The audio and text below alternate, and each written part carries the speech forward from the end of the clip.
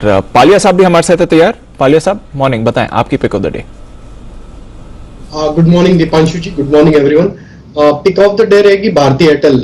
Stock में हमने देखा कि एक करेक्शन के बाद स्टॉक पिछले 3-4 सेशन से लोअर साइड पे एक यहाँ पे सपोर्ट बाइंग एक्शन यहाँ पे बनते हुए दिख रहा है। 680 के आसपास स्टॉक में अगर हम देखें तो 3-4 सेशन से एक अच्छा सपोर्ट यहाँ पे बनते हुए दिख रहा है। कल के सेशन में भी बाइंग इंटरेस्ट बनते हुए दिखा था, तो भारती एयरटेल पे यहाँ पे बाय करने की सलाह रहेगी। कल का क्लोज है करीब 688 के आसपास।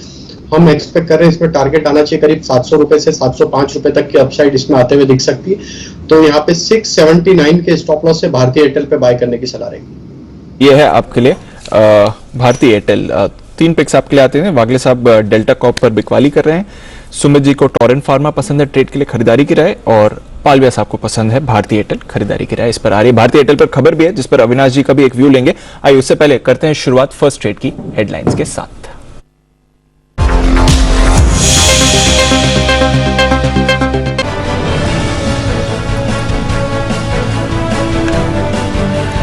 एक्शन पैक दिन के लिए हो जाइए तैयार, क्योंकि आज है वायदा कारोबार की मंथली एक्सपायरी और फिर से बाजारों ने मजबूत शुरुआत के दिए हैं संकेत। 50 पॉइंट ऊपर एसजेएक्स निफ्टी गैप से खुलने के बाद के एक्शन पर रहेगा फोकस। स्वागत है आप सबका फर्स्ट ट्रेड में। नमस्कार, मैं हूं अनिल सिंह। नमस्कार, मैं हूं दीपांशु भंडारी। और वॉलेटिलिटी जो हम आशा कर रहे थे कि एटलीस्ट ओपनिंग पर नहीं दिखे, वो लौटती हुई आपको दिख रही है। एक बार जरा हांगकांग के बाजार पर नजर डालिए अनिल जी।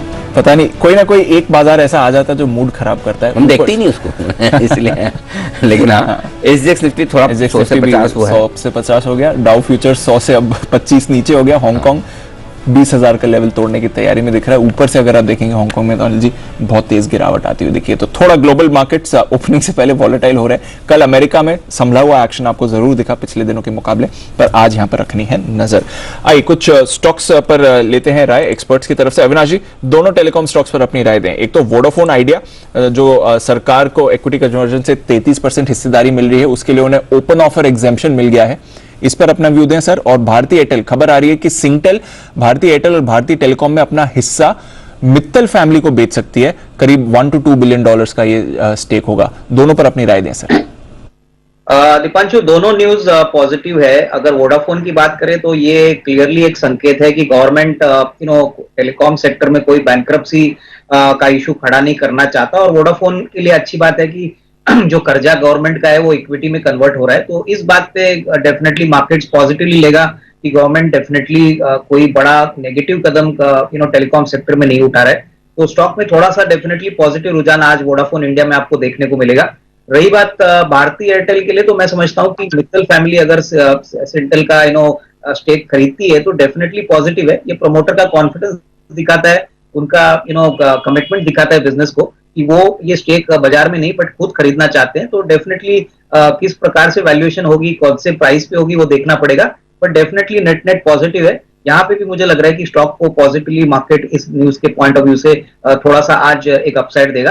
तो दोनों स्टॉक्स में पॉजिटिव रुझान रखिए। मुझे लग रहा है कि ये क्लियर संकेत है कि टेलीकॉम सेक्टर आने वाले सालों में काफी अच्छी तरह से परफॉर्म करेगा। ऑलरेडी प्राइसिंग पावर वापस आई है, तो ये डेफिनेटली एक बात की कंफर्मेशन है गवर्नमेंट के साइड से। ओके, तो ये है आपके लिए राय इस पर। आइए इस बीच एक खबर जो आपकी स्क्रीन पर आती हुई दिख रही है वो पेपर कंपनियों के लिए अच्छी खबर है, और पेपर का आयात करने वाले कंपनियों के लिए अब थोड़ा सा जो भी हिंदुस्तान में पेपर का आयात किया जाता है वो थोड़ा सा मुश्किल होगा। उसके लिए कानून कायदे बदले गए हैं और उनकी निगरानी के लिए एक पोर्टल बनाने की घोषणा सरकार की तरफ से होती दिख रही है, और उसका ऑफिशियल नोटिफिकेशन आधिकारिक सूचना आ चुकी है।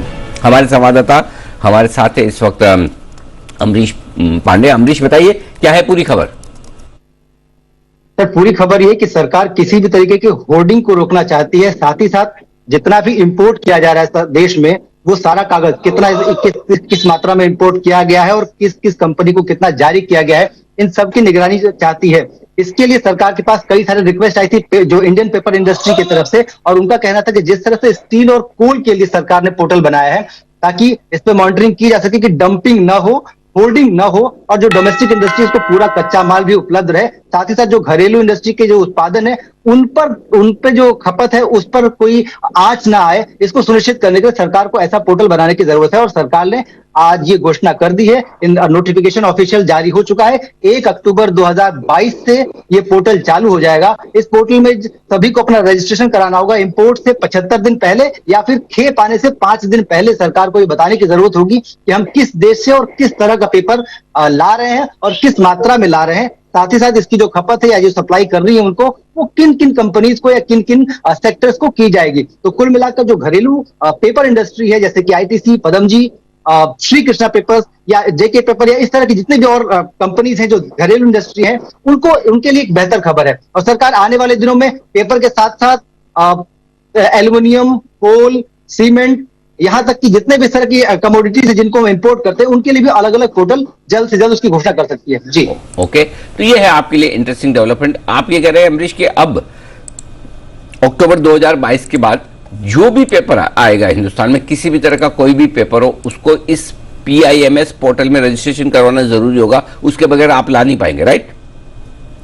जी सर, बिल्कुल। 201 टाइप के पेपर हैं जिसमें कि टिश्यू पेपर भी शामिल है। इसके अलावा डेकोर पेपर से लेके जितने भी तरह के क्वालिटी के पेपर हो सकते हैं, और थिन डेंसिटी और थिननेस क्या है उसको बोलते हैं, मोटाई के हिसाब से भी, तो इन सबको अलग अलग कैटेगरी में डाला गया है और पूरे 201 कैटेगरीज बनाई गई हैं। और उनसे स्पष्ट कहा जाएगा कि आपको रजिस्ट्रेशन करना होगा। बिना रजिस्ट्रेशन के आपका जो माल है वो इंडिया में नहीं इंपोर्ट किया जा सकता है, नहीं लाया जा सकता है। इससे दोनों चीजें सरकार चेक कर सकती है, होर्डिंग भी चेक कर सकती है और डंपिंग भी चेक कर सकती है। जी ओके, मोटे से लेकर पतला पेपर, हर एक क्वालिटी के पेपर को अगर आपको बाहर से आयात करके मंगवाना है तो इसमें रजिस्ट्रेशन करवाना होगा। रजिस्ट्रेशन के बगैर आप कर नहीं सकते। रजिस्ट्रेशन कितना, 90 दिन बोला, 90 दिन पहले करना है। और जैसे ही आ रहा है स्टॉक 5 दिन पहले भी आपको बताना है, ताकि सरकार की पूरी नजर आएगी कि आप इंपोर्ट क्यों कर रहे हैं, क्या कर रहे हैं, ठीक है।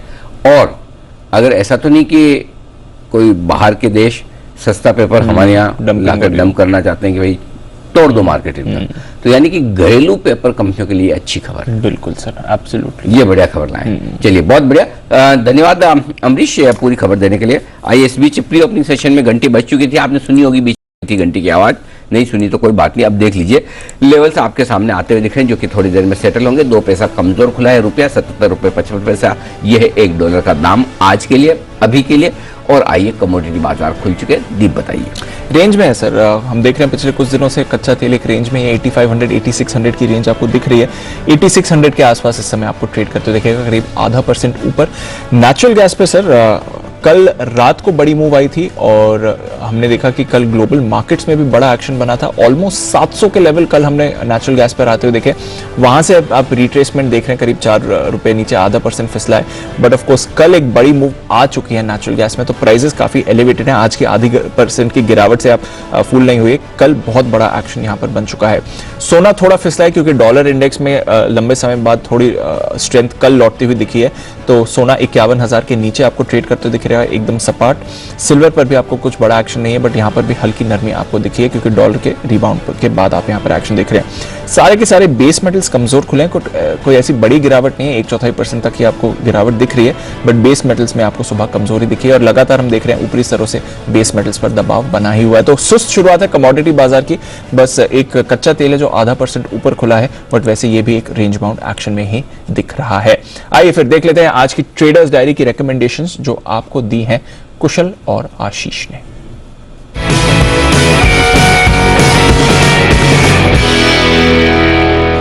कैश का स्टॉक लिस्ट में मॉइल नतीजा है बढ़िया, 165 रुपए का लक्ष्य। HDFC बैंक के फ्यूचर में करेंगे खरीदारी। कोटक महिंद्रा बैंक यहाँ पर जून सीरीज 1920 रुपए का कॉल ऑप्शन खरीदेंगे 87 रुपए के लक्ष्य के लिए।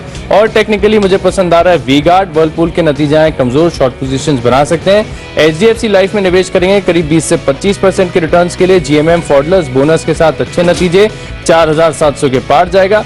इप्का लैब्स और बायोकॉन बाजार में गिरावट आती है तब यहां पर आप शॉर्ट पोजीशन बना सकते हो। और HEG के भी नतीजे बढ़िया, 1080 रुपए का लक्ष्य है। इन 10 स्टॉक्स में मेरा कन्विक्शन सबसे ज्यादा है टेक्नोपिक, वी-गार्ड। यहां पर देखें तो कल के सत्र में भी एक छोटा स्पाइक आया, स्ट्रक्चर बढ़िया है, 235 रुपए के लक्ष्य के लिए करें खरीदारी। चलिए, दमदार नतीजों के आधार पर फोर्टिस हेल्थकेयर खरीदारी करके चलिए। साथ ही बैंक्स और ऑटोज में आज अच्छी रिकवरी आ सकती है, तो आईसीआईसीआई बैंक में खरीदारी करके चल सकते हैं। खराब नतीजों के दम पर इंटरग्लोब एविएशन शॉर्ट करिए। एचडीएफसी लिमिटेड में भी चार्ट स्ट्रक्चर बढ़िया लग रहा है। अच्छे नतीजों के दम पर पॉलिप्लेक्स कॉर्पोरेशन में भी तेजी आ सकती है और गिरावट में खरीदारी की राय है हीरो मोटोकॉर्प पे लंबी अवधि के लिए। खबरों के दम पर एनटीपीसी पर फोकस रखिए और माइचेस कैटेगरी में बजाज ऑटो, बैंक निफ्टी का जून का कॉल ऑप्शन और साथ ही बैंक ऑफ बड़ौदा, ये 3 खरीदारी करके चलनी है। और इन सब में आज का बेस्ट पिक है ICICI bank. Definitely banking counters आज अच्छी तेजी दिखा सकते हैं। मंथली एक्सपायरी का दिन है। 738 रुपए के टारगेट के लिए आपको खरीदारी करने की राय है।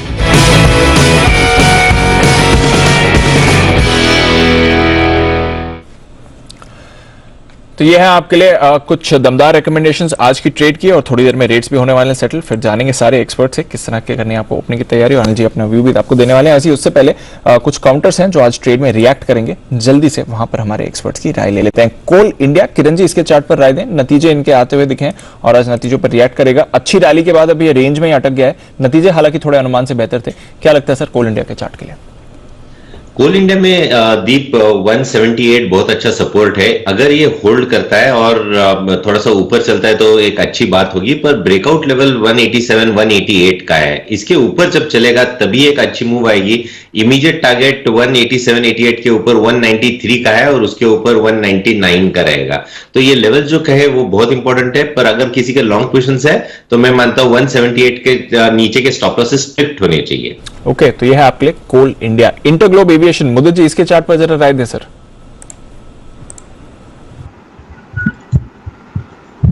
इंडिगो के चार्ट्स पे बात कर रहे हैं तो एक रेंज में कंसोलिडेट होता हुआ नजर आ रहा है। लोअर साइड में 1620 इंपॉर्टेंट सपोर्ट का काम कर रहा है और अपर साइड में 1740 इंपॉर्टेंट रेजिस्टेंस है। इसी रेंज में ये काउंटर फंसा हुआ है। रेंज के लोअर बैंड के पास ट्रेड हो रहा है, तो एक बार अगर कोई चांस लेके बाय करना चाहता है तो 1620 के स्टॉप लॉस से यहाँ पर पोजीशन बना के चल सकता है। थोड़ा सा बाउंस बैक स्टॉक में देखने को मिल सकता है, लेकिन अब स्टॉक का ट्रेंड रिवर्सल 1740 के ऊपर ही होगा। 1740 के ऊपर बड़ा अपसाइड मूव आएगा 1850 तक का। अभी अगर किसी के पास पोजीशन है 1620 के स्टॉप लॉस से होल्ड कीजिए। कोई रिस्क लेके बाय करना चाहता है तो बाय कर सकता है। स्टॉप लॉस रहेगा 1620 का।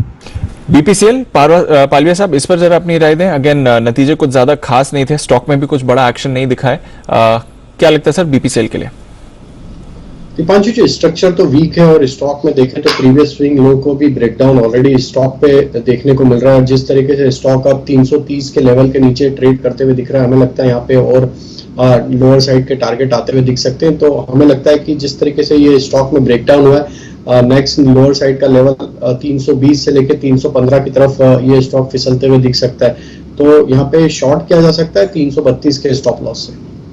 तो यह है आपके लिए बीपीसीएल, शॉर्ट कर सकते हैं 332 के स्टॉप लॉस के साथ। आइए, रेट्स भी हो गए हैं सेटल और बढ़िया शुरुआत के संकेत आ रहे हैं। जो इनिशियल वॉलेटिलिटी अभी थोड़ी अमेरिकी फ्यूचर्स एशिया के बाजार में देखी थी, उसका इंपैक्ट नहीं दिख रहा है। 16100 के ऊपर निफ्टी खुलने के लिए तैयार है। 80 पॉइंट ऊपर, 0.5% ऊपर खुल रहा है सर, और 330 पॉइंट ऊपर बैंक निफ्टी खुल रहा है 34670 के लेवल पर। क्या रहा है सर? 16,200 की रेंज 16,100 पर खुल रहा है। दीपे काम करते हैं जी। 16,075 के नीचे आएगा तो खराब है, 16,125 के ऊपर और बेहतर है। तो थोड़ा अभी एग्जैक्ट बीच में थोड़ा अभी ओके, थोड़ा नीचे आए तो और 16,025 के आसपास मिले तो और, तो नीचे और लेने के लिहाज से, या अगर आपको चांस लेना तो 16,075 तक का चांस ले सकते हैं, वहां मिल जाए तो भी ठीक है, यहां भी बुरा नहीं है। 125, 175, 200 ये 3 टारगेट के लिए खरीदना है। क्लियर है? बैंक निफ्टी 34,670, हो ज्यादा निकल रहा ऊपर। मैं सोचा था 500 550 के आसपास होगा तो बढ़िया मौका मिल जाएगा, तो थोड़ा सा इंतजार कर लें। 500 से 600 की रेंज में मिले तो वहां ले लीजिए। ओके, ठीक है ना? नहीं तो फिर देखते हैं। ठीक है, राइट। तो बैंक निफ्टी में तो हम हमेशा बुलिश हैं। बुलिश हैं हम। ठीक है, जब भी लेना है 2 ही चीज लेनी है जी, banks auto, banks auto, banks auto. जब भी लेने का मन करे यहीं पर उन पे फोकस करिए। ये सेफ है, ये सेफ है थोड़े, ऐसा नहीं कि गिरेंगे नहीं, बाजार करा हुआ था, थोड़े सेफ है। बढ़ने में ये पहले बढ़ सकते हैं, तो उस हिसाब से थोड़ा जा रहे हैं। सो थोड़ा नीचे मिल जाए 34,500 34,600 की रेंज में बैंक निफ्टी में एंट्री कीजिए। निफ्टी यहां भी कर सकते हैं एंट्री, थोड़ा नीचे के लिए और ऐड करें, उस लिहाज से खरीदिए, कोई टेंशन नहीं। अंडरस्टूड, लेना है थोड़ा, लेना है थोड़ा। चलिए, तो काफी समय बाद सर ओपनिंग पर आप बाय कर रहे हैं। यस, मार्केट हल्के है ना, हल्के हैं। मार्केट हल्के, यूएस की रेंज कम हो गई, डाउ फ्यूचर स्टेबल है, ठीक है, और एक्सपायरी दिन है। कल डे एंड में जो बंद हुआ तो जो कैश मार्केट के स्टॉक गिरे उसमें से लोग फ्यूचर्स के निफ्टी बैंक निफ्टी भी और बेच गए। राइट। तो मतलब आपके लिए बढ़ने के लिए सारा मसाला है, बिल्कुल। अनलेस कि डाउ फ्यूचर भी 200 नीचे हो जाए, वो तो हमें नहीं पता। करेक्ट। तो अभी की सिचुएशन के हिसाब से खरीदने का मौका नजर आ रहा है, कोई दिक्कत नहीं। तो उस हिसाब से एक बाउंस बनता है जो 175-200 तक ले जा सकता है निफ्टी को, और बैंक निफ्टी 34,800 तो दिखा ही सकता है, उसके बाद देखेंगे क्या कुछ होता है। Understood sir. तो चलिए, आज ओपनिंग पर आपको खरीदारी का मौका है, स्पेशली निफ्टी पर लेवल्स का कंफर्ट दिख रहा है। आई थिंक बंसल जी भी कुछ कह रहे थे सर। बंसल जी बताएं सर। नहीं, अनिल जी का मैं कह रहा था, दीपांशु, अनिल जी तो काफी समय से बोल ही रहे हैं निफ्टी बैंक, और निफ्टी बैंक अगर आप देखें तो पिछले 3 दिन में बिल्कुल भी मार्केट की वोलेटिलिटी में पार्टिसिपेट नहीं कर रहा है। और ऑटो भी अनिल जी बोल रहे हैं, और एक चीज अनिल जी ने और बोली थी जो शायद भूल गए कि तीसरी चीज, अगर मार्केट ज्यादा गिर जाए तो लेना है भगवान का नाम। जिसके पैसे नहीं लगते। हाँ, वो हर चीज जिसके पैसे नहीं लगते वो तो आपका व्यूल है, बिल्कुल ठीक बात है। बिल्कुल, तो रखें इस पर नजर। लेकिन पैसे तो कुछ और लेने से ही बनेंगे। हाँ, जिनको पूरा भरोसा है कि भगवान का नाम लेने से पैसे बनते वो जरूर ले। लेकिन चलिए, बढ़िया है। आज फिर से एक बार हरियाली तो दिख रही है। एब्सोल्युटली, ओपनिंग के लिए हो जाइए तैयार। एक इंटरेस्टिंग चीज है, नैल्को जिसके नतीजे अच्छे हैं, वरिंदर बात भी कर रहे थे, वो ज्यादा एक्शन नहीं दिखा रहा है ओपनिंग पर। हिंडाल्को टॉप गेनर होने वाला है निफ्टी का, जिसके नतीजे आज आने वाले हैं। एक बार अविनाश जी से भी राय ले ली जाए। अविनाश जी, वैसे तो मेटल्स का बुरा टाइम चल रहा है इस समय, जिस तरह से ग्लोबल फॉल आया है, बट अब क्या राय बनती है सर, नैल्को नतीजों पर रिएक्शन और आज हिंडाल्को नतीजों से पहले? नहीं, इनफैक्ट नैल्को के नतीजे काफी अच्छे आ गए हैं। मुझे भी लग रहा है कि नंबर्स तो काफी अच्छे हैं, और इस पॉइंट ऑफ व्यू से थोड़ा बहुत अपसाइड पॉसिबल लग रहा है। हिंडाल्को की बात करें दीपांशु, तो नंबर्स डेफिनेटली स्ट्रांग आएंगे, बट जो नियर टर्म कंसर्न है और जो मैनेजमेंट की कमेंट्री से आज पता चलेगा कॉन्फ्रेंस कॉल में, ये कि आगे का जो डिमांड आउटलुक कैसा रहेगा, ग्लोबल प्राइसेस पे क्या मैनेजमेंट का व्यू पॉइंट है। क्योंकि यहाँ पे अगर थोड़ी बहुत भी कमजोरी या थोड़ी भी अगर कॉशियस कमेंट्री मैनेजमेंट से आती है तो डेफिनेटली स्टॉक को रीरेट होने में थोड़ा सा टाइम लगेगा।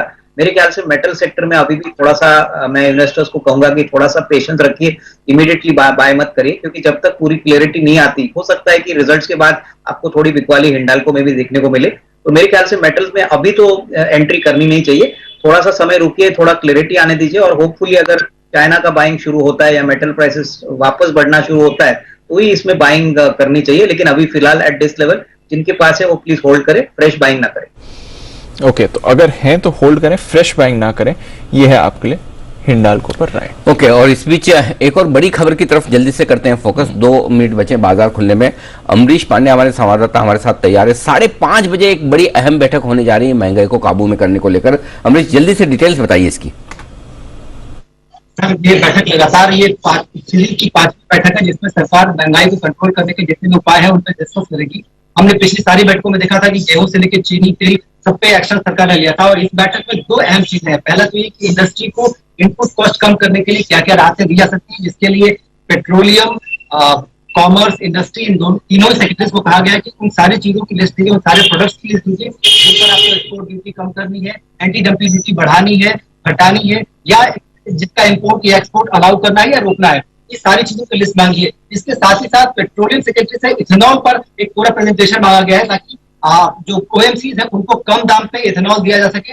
इसके अलावा तीसरी जो सबसे अहम चीज है, देश की खाद्य सुरक्षा को सुनिश्चित करने के लिए सरकार एक और कदम उठा सकती है, जिसमें कि आने वाले दिनों में चावल, चना, इस तरह के जो कमोडिटीज हैं इनके भी एक्सपोर्ट पर रोक या प्रतिबंध लगाया जा सकता है। तो कंप्लीट बैन या फिर कुछ रेस्ट्रिक्शंस लगाकर सरकार इनका जो एक्सपोर्ट है वो रोक सकती है। सरकार आज की बैठक में इस पर विचार करेगी। ये बैठक जो है कैबिनेट सेक्रेटरी की अध्यक्षता में होगी, और ये जो रिपोर्ट है वो प्रधानमंत्री कार्यालय को भेजी जाएगी। प्रधानमंत्री कार्यालय लगातार इस सारे इन्फ्लेशन वाले सिनेरियो को मॉनिटर कर रहा है, और आने वाले दिनों में हम इस पर कुछ एक्शन जरूर देख सकते हैं, जो कि चावल, चना से रिलेटेड होगी, जिसका कि सीधा सीधा फर्क आएगा KRBL, Lakshmi foods, antique food जैसी जो कंपनीज हैं देश की, उन पर। जी ओके, आप ये बता रहे कि इथेनॉल की कीमतों को कम करने के लिए भी किसी तरह का कोई एक्शन होने की तैयारी में है अमरीश? जी बिल्कुल, पेट्रोलियम सेक्रेटरी से कहा गया कि आप पूरा प्रेजेंटेशन दीजिए जिसमें कि अभी कितना हमारा इथेनॉल है जो कि ओएमसी खरीद रही है और कितने के लिए उन्होंने कॉन्ट्रैक्ट किया हुआ है। आगे इसकी कीमत को और कैसे कम किया जा सकता है, इसके लिए पेट्रोलियम और department of food and public distribution, इसके साथ साथ कृषि मंत्रालय, ये तीनों मिलकर काम करेंगे और किस तरह से इंसेंटिव बढ़ाए जा सकते हैं या फिर बाकी जो मीन्स है, चाहे वो खराब अनाज हो या किसी और मीन्स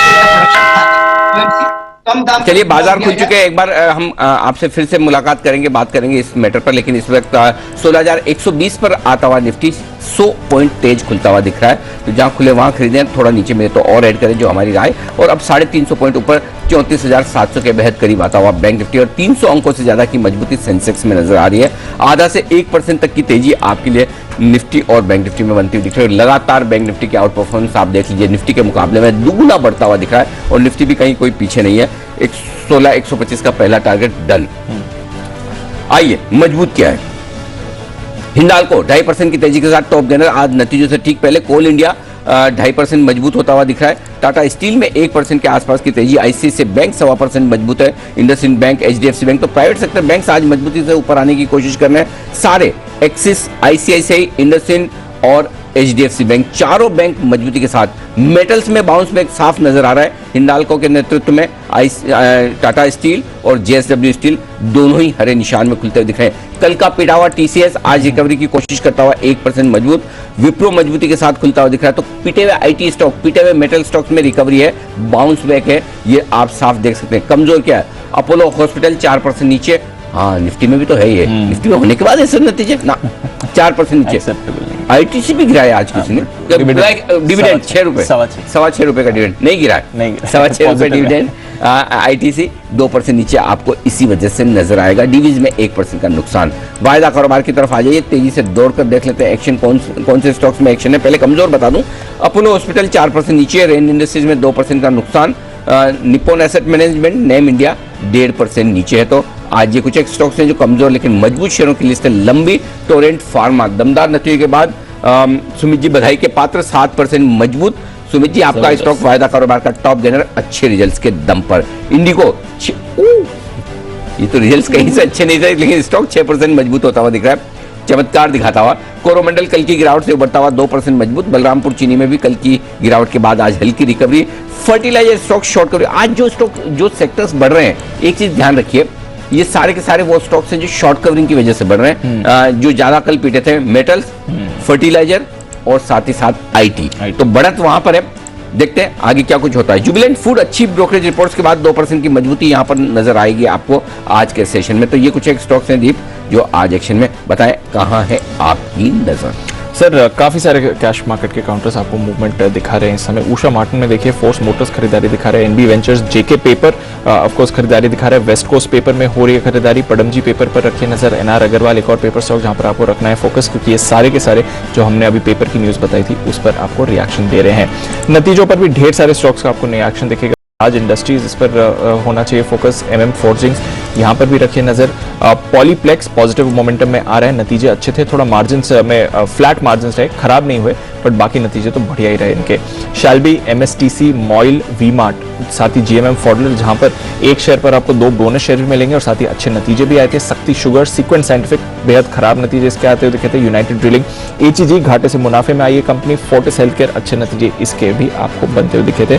तो ये कुछ और काउंटर्स हैं जहां पर आपको रखना है फोकस। राइस स्टॉक्स पर भी रखते हैं नजर सर, जो अभी अमरीश भी बता रहे थे, और इन्फ्लेशन से जुड़ी स्ट्रैटेजी आपकी भी बात चली थी। LT foods, KRBL, Chamanlal Sethia, कुछ और काउंटर्स हैं जहां पर आपको मूव आती हुई दिख सकती है। बीईएमएल में अच्छी खरीदारी हो रही है, ये भी आपके रेडार पर होना चाहिए। AIA engineering, IT bounce back में टाटा इलेक्सी भी कैश स्पेस से पार्टिसिपेट कर रहा है इस समय। इसके साथ ही आप मूवमेंट देख रहे हैं जीएमडीसी, जहां पर कल भारी पिटाई हुई थी, और एंजल वन भी मूवमेंट दिखा रहा है। वीकनेस कहां पर है? एफडीसी लिमिटेड 6% नीचे है, एनआईटी लिमिटेड 4.5% नीचे ये गिरते हुए दिख रहा है नतीजों के अलावा। और आप देख रहे हैं एमआरपीएल, चेन्नई पेट्रो, दोनों में आपको कमजोरी बनती हुई दिखेगी इस समय। सुब्रोस वीकनेस दिखा रहा है। हाइकल, एफएल इंडिया कल की गिरावट के बाद आज भी कमजोर होते हुए। फिनिक्स मिल्स पर परेशानी है। मिंदा इंडस्ट्रीज कल अच्छी तेजी आई थी, आज मुनाफा वसूली हो रही है। और लॉजिस्टिक्स स्टॉक्स पर थोड़ा दबाव दिखा हुआ है। महिंद्रा लॉजिस्टिक्स, टीसीआई एक्सप्रेस दोनों फिसल रहे हैं इस समय।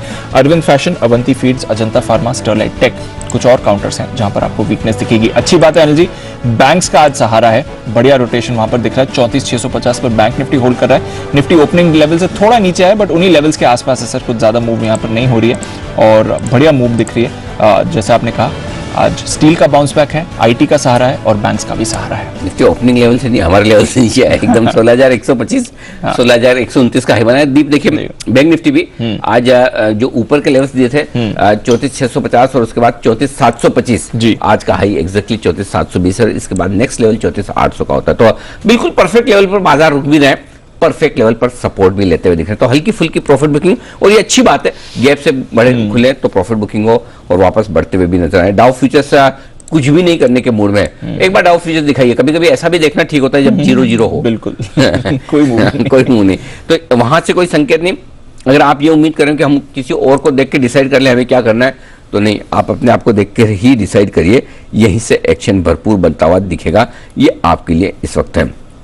टोरेंट फार्मा पहले तो बधाई स्वीकार कर लें, वैसे तो गैप से काफी तगड़ा खुला है। सुमित जी, अगर किसी के पास है क्या करे?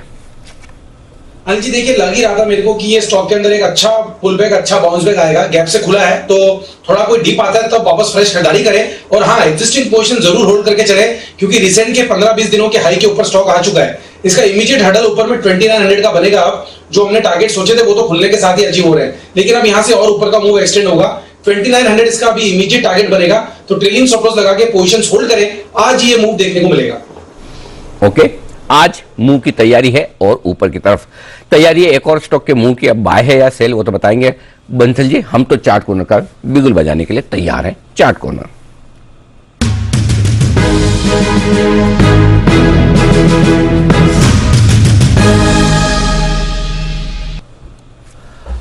बताएं सर। अनिल जी, बिकवाली की राय है और बेचना है यूपीएल। कल के लोस के नीचे स्टॉक निकला है, मार्केट ऊपर खुला है, इस स्टॉक ने कल के लोस को तोड़ा है। 767 का स्टॉप लॉस है, 737 का पहला टारगेट है, 732 का दूसरा टारगेट है, और यूपीएल पर है बिकवाली की राय। ओके, तो ये है आपके लिए यूपीएल जिस पर आ रही है बिकवाली की राय। कल भी हमने देखा था एग्रो केमिकल स्पेस सबसे ज्यादा कमजोर हो रही थी। आज अभी तक तो बाउंस बैक में यूपीएल पार्टिसिपेट करते हुए नहीं दिख रहा है, इस पर बनी है कमजोरी। आइए किरण जी आइए चलते हैं किरण जी के पास। किरण का कमाल।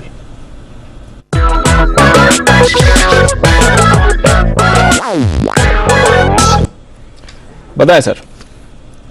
दीप, बिकवाली की राय है, पर जून सीरीज क्या ऑप्शन स्ट्रेटेजी है और बड़ी वाली स्ट्रेटेजी है, बहुत एग्रेसिव वाली स्ट्रेटेजी है, हाई रिस्क हाई रिवॉर्ड रहेगा। जीएनएफसी का 600 का पुट लेने की सलाह है, 45 के आसपास 45-46 के आसपास ट्रेड कर रहा है, यहां पे लेना चाहिए पुट। आपका स्टॉप लॉस 35 का होना चाहिए, यानी इधर से 10 रुपए का रिस्क है, ये जान के लेना चाहिए। पर मेरे टारगेट से 78 और 85 ये अगले 8 से 10 दिनों में देखने को मिल जाने चाहिए। बड़े टारगेट्स हैं, लगभग डबल होता नजर आ जाएगा जीएनएफसी का ये कॉल और पुट ऑप्शन। इधर से काफी बड़ी गिरावट देखने को मिल जानी चाहिए। इसके पीछे जो रीजन है वो कल के लोज वायलेट करते नजर आ रहे हैं बहुत अच्छे वॉल्यूम के साथ। कल भी इसने एक स्विंग बॉटम तोड़ दिया था। जिस तरीके से ये बॉटम टूटा है, मेरा मानना है कि इधर से काफी बड़ी डाउनसाइड रहेगी। कैश लेवल्स में बात करें तो नेक्स्ट जो बड़ा वाला सपोर्ट आता है वो सीधा लगभग 525-520 के आसपास आता है, वो टेस्ट हो जाना चाहिए। तो इसके लिए शॉर्ट पोजीशन बना के चलने चाहिए। आपका स्ट्रिक्ट स्टॉप लॉस 10 रुपए प्रीमियम का रखना चाहिए। प्रीमियम के ऑप्शन के जरिए ये शॉर्ट पोजीशन लेनी चाहिए। तो ये है आपके लिए जीएनएफसी। तो पहली दो कॉल ही फर्टिलाइजर की है, और अभी थोड़ी देर पहले अनिल जी जो अम्बरीश बता रहे थे कि एग्री और एग्री स्पेस से जुड़े कुछ एक्शंस आपको दिख सकते हैं, ऑफ कोर्स फर्टिलाइजर भी उसके रेडार पर आएगा ही, तो वहां पर रखनी है नजर। टोरेंट फार्मा 8% ऊपर। सुमित जी, आपकी बाय की तो रिकमेंडेशन थी। ओपनिंग पर अगर किसी को ट्रेड की मौका नहीं मिला हो तो फिर अब क्या करना है? इन लेवल्स पर चेज करना चाहिए या फिर अब डिप का इंतजार करें? कोई भी डिप में दीपांशु खरीदारी करनी है। ये स्टॉक अभी चलेगा। 2900 के इसके इमीडिएट टारगेट है। 2900 के लेवल ब्रेक होते हैं तो और ऊपर का मूव देखने को मिलेगा। तो एग्जिस्टिंग पोजीशंस होल्ड करें, और कोई भी डिप आता है तो खरीदारी करें। पोजीशन होल्ड कर सकते हैं, कोई भी डिप आता है तो खरीदारी कर सकते हैं आप। ये है आपके लिए राय टोरेंट पर। कोरोमंडल आज फिर भी होल्ड आउट कर रहा है, पर यूपीएल और जीएनएफसी दोनों पर आप व्यू नेगेटिव इस समय बनते हुए देख रहे हैं। चंबल फर्टिलाइजर भी ज्यादा खराब नहीं है इस समय, आधा % ऊपर ही ट्रेड करते हुए दिख रहा है। हालांकि ऊंचाई से ये स्टॉक भी 1% करीब फिसला है इस समय। पर और स्टॉक्स जहां पर एक्शन बनेगा, अपोलो हॉस्पिटल्स को देखिए, निचले स्तरों से बढ़िया रिकवरी अपोलो हॉस्पिटल्स ने अभी दिखाई है। नेगेटिव खुला था, अब रिकवर होकर एकदम फ्लैट होते हुए दिख रहा है। और जुबिलेंट फूड जिसकी बात कर ही रहे थे, अच्छी रिपोर्ट्स भी आई हैं, इस पर अच्छा एक्शन है। जरा एक बार जुबलेंट फूड पर राय ले ली जाए मुदित जी से। मुदित जी, क्या करना है जुबलेंट फूड पर? डेज है 4-4.5% ऊपर। देखिए जुबलेंट फूड में अच्छा बाइंग देखने को मिल रहा है और जिस तरह के स्ट्रक्चर जुबलेंट फूड में बने हैं 460 के आसपास डबल बॉटम पैटर्न कंप्लीट हुआ है और वहां से कुछ बाउंस बैक देखने को मिल रहा है। यहाँ से पहला हर्डल होगा 500 का, जैसे ही 500 का ब्रेकआउट आएगा 535 तक के अपसाइड मूव जुबलेंट फूड में देखने को मिलेंगे। तो बिल्कुल यहाँ पर एक बार बाय करके चल सकते हैं। 500-535 के टारगेट के लिए स्टॉप लॉस रहेगा 475 का। गिरावट की आज रिकवरी हो रही है और कल काफी भारी तरह से पिटाई हुई थी शुगर स्टॉक्स की। आज बलरामपुर चीनी में रिबाउंड है। पालविया साहब देखें बलरामपुर चीनी के चार्ट पर इस रिबाउंड में वापस बिकवाली का लेवल बनता है या फिर जो 2 दिनों में भारी गिरावट है अब थोड़ी शॉर्ट कवरिंग आ सकती है इस काउंटर में? और दीपांशु जी, कल की जो गिरावट थी उसमें स्टॉक ने अब 200 दिन के मूविंग एवरेज को, जो कि एक लॉन्ग टर्म मूविंग एवरेज है, उसके नीचे फिसलते हुए दिखा है। तो हमें लगता है कि अगर ये पुल बैक आता है तो 375 एक लेवल होगा जहां पे वापस से हमें लगता है सप्लाई यहाँ पे वापस बनते हुए दिखेगा। तो near term short term structure तो इसके वीक हो चुके हैं। अभी हमें लगता है थोड़ा उछाल आता है तो वहां पे वापस से शॉर्ट करने की अपॉर्चुनिटी बनेगी। बलरामपुर चीनी। आइए बिगुल मुनाफे वाला मुद्दत।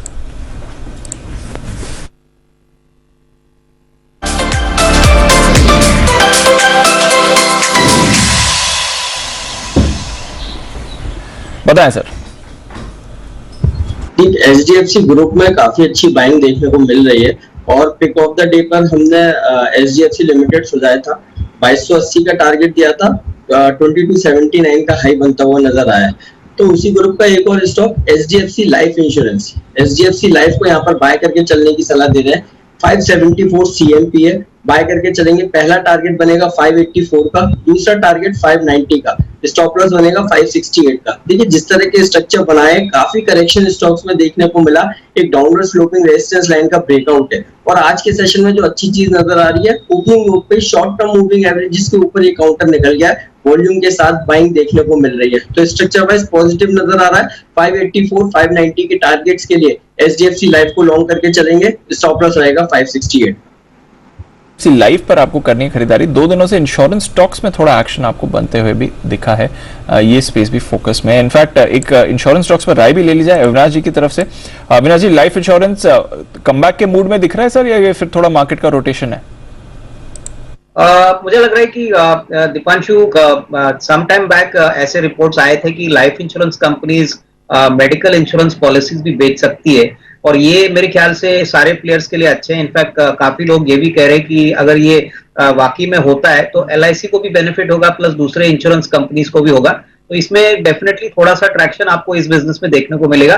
प्लस ओवरऑल जो FY23 है, ऑब्वियसली कोविड ना होने के कारण इन कंपनीज को कोई कोविड प्रोविजंस नहीं लेनी पड़ेगी। तो होपफुली मुझे लग रहा है कि जून के क्वार्टर के बाद यहाँ पे आपको अच्छा ट्रैक्शन बहुत रेवेन्यू और प्रॉफिट में देखने को मिलेगा। तो उस पॉइंट ऑफ व्यू से एसबीआई लाइफ हो या आईसीआईसीआई प्रू हो, मुझे लग रहा है ये काफी अच्छे विकल्प है अगर किसी को medium to long term allocation अपने पोर्टफोलियोज में करना है। आपके लिए आईसीआईसीआई प्रू, एसबीआई लाइफ और साथ ही एचडीएफसी लाइफ, नजर रखिए इन काउंटर्स पर भी आज सुबह मूवमेंट में आ रहे हैं।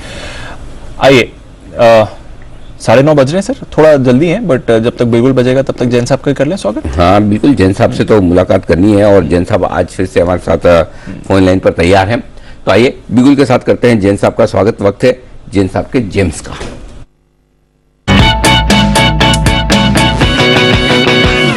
गुड मॉर्निंग जैन साहब, स्वागत है आपका। और बताइए सर, हमेशा की तरह आपका James Stocks. Yes, very good morning Anil ji. और आज का स्टॉक है अल्ट्रा मरीन पिगमेंट्स और ये स्टॉक मैंने पहले भी दिया हुआ और निचले लेवल्स पे दिया और उसके बाद से पिछले 3-4 साल में गजब के परफॉर्मेंस रही है। इसकी जो पैट है कंटिन्यूअसली, पहले 13, 14, 15 करोड़ कमाने वाली कंपनी थी और आज ये 50-60 करोड़ कमाने वाली कंपनी हो गई है। और तिरुमलाई केमिकल्स ग्रुप कंपनी है वर्ल्ड की 3rd largest manufacturer ultramarine pigments की। और कंपनी पिगमेंट, सर्फेक्टेंट्स और आईटीएस और बीपीओ मतलब आईटी एनेबल्ड सर्विसेज और बीपीओ से भी करीब 14-15% रेवेन्यू आती है। और एक इनका डिटर्जेंट का ब्रांड भी है OOB बोल के। और पिछले कुछ सालों में इन्होंने कैपेक्स किया है इंटरनल एक्रूवल से और डेट्स बहुत कम लिया और ऑलमोस्ट डेट फ्री कंपनी है। वैल्यूएशंस मुझे बहुत अट्रैक्टिव लगते हैं। 16 के पी मल्टीपल पे कंपनी आ गई है। इनफैक्ट करेक्शन बहुत बड़ा हुआ है स्टॉक में, 518 के लेवल से 320 के लेवल जब आ गए हैं तो अच्छा खासा वैल्यूएशन हो गया। Price to book value multiple पे भी बहुत सस्ती, ऑलमोस्ट 1 के 1 टाइम्स पे आ रही है। और नेट प्रॉफिट की कैगर भी पिछले 5 साल में 12-13% रही है, सेल्स पिछले 3 साल में 17% रही है। ओपीएम्स में थोड़ा प्रेशर जरूर है और वो लाजमी है कि जिस तरीके से पिछले 1-2 क्वार्टर गए हैं हर कंपनियों में ही ओपीएम्स पे प्रेशर रहा है, पर टॉप लाइन बहुत अच्छी बढ़ रही है कंपनी की और डिविडेंड यील्ड बहुत बढ़िया दे रही है कंपनी, 1.5% के लगभग डिविडेंड यील्ड है। डेटर डेज में इंप्रूवमेंट है 42 दिन से 29 दिन में, और डाइज एंड पिगमेंट्स वैसे भी मेरा one of my favourite segment है, मैं इस सेगमेंट से विधि, सुदर्शन, अतुल सब दिया हुआ हूँ। और क्वार्टरली रिजल्ट्स को मैंने देखा तो मार्च 22 का रिजल्ट बहुत बढ़िया है, 11 करोड़ के पैट से 13 करोड़ का पैट है मार्च 2022 में, और टीटीएम बेसिस पे भी 58 करोड़ का पैट है जो वन ऑफ द बेस्ट है लास्ट 3-4 साल का। तो मुझे लगता है कि इस स्टॉक को बिल्कुल इन लेवल्स पे ले और नीचे भी आए तो खरीदना चाहिए और एक्यूमुलेट करना चाहिए। डाउनसाइड रिस्क मुझे बहुत कम लगती है स्टॉक में, और 370 का टारगेट आने वाले 6 से 9 महीने के लिए। ओके, तो ये है आपके लिए 376 के टारगेट के लिए अल्ट्रा मरीन पिगमेंट्स, जहां पर करनी है खरीदारी। जैन साहब को पसंद आ रहा है ये काउंटर। शुक्रिया सर हमारे साथ जुड़ने के लिए और अपनी राय देने के लिए। अल्ट्रा मरीन पिगमेंट्स, इस पर रखिए नजर। मीनवाइल जुबिलेंट फूड पर और फ्रेश खरीदारी आपको आती हुई दिखी है, तो ये काउंटर और स्ट्रेंथ से स्ट्रेंथ ऊपर आते हुए दिख रहा है। बात कर ही रहे थे दीप की, अभी जुबिलेंट, देवयानी और ये सारे खाने पीने की चीजों वाले जो शेयर, जोमेटो के जब नंबर्स आए थे, अब यहाँ पर धीमे धीमे खरीदारी होगी। इन लेवल से नीचे जाने की संभावना कम है। आज उस दिन जोमेटो में बड़ा मूव आया, आज जुबिलेंट में मूव आ रहा है, तो ये स्टॉक सब है ना भाव से अच्छे हो गए। एग्जैक्टली तो यहाँ पर अब खोने के लिए कम है, आने की संभावनाएं बनेगी। तो इसलिए आज देखिए एक हल्की से अच्छी रिपोर्ट आई, जुबिलेंट भागता हुआ दिख रहा है। बिल्कुल, जोमेटो उस दिन नंबर्स पे अच्छे से भाग गया, ये परसों की बात है, बिल्कुल। सो आई थिंक इन शेयरों में अब धीमे धीमे मतलब क्या है, काफी लोग फंसे हुए हैं। अब जो फंसे हुए हैं तो अब इन भावों में छोड़ के ना भागे, रखें अब थोड़ा इंतजार, पेशेंस। सही बात है। 16,075 भी आ गया, 16,125 भी आ गया, दोनों तरफ की रेंज आ गई है। तो देखिए टाइम पास होता दिख रहा है, लेकिन डाउ फ्यूचर अब धीमे धीमे हरे निशान में आने की कोशिश कर रहा है। 13 पॉइंट अब ऊपर है, तो ये छोटा मोटा मूव आपके लिए। आइए मदरसन सुमी, नतीजे आने वाले हैं, कैसे रहेंगे रिजल्ट्स बताने के लिए तैयार है कुशल हमारे साथ इस वक्त। कुशल, अनुमान बताइए नतीजों का।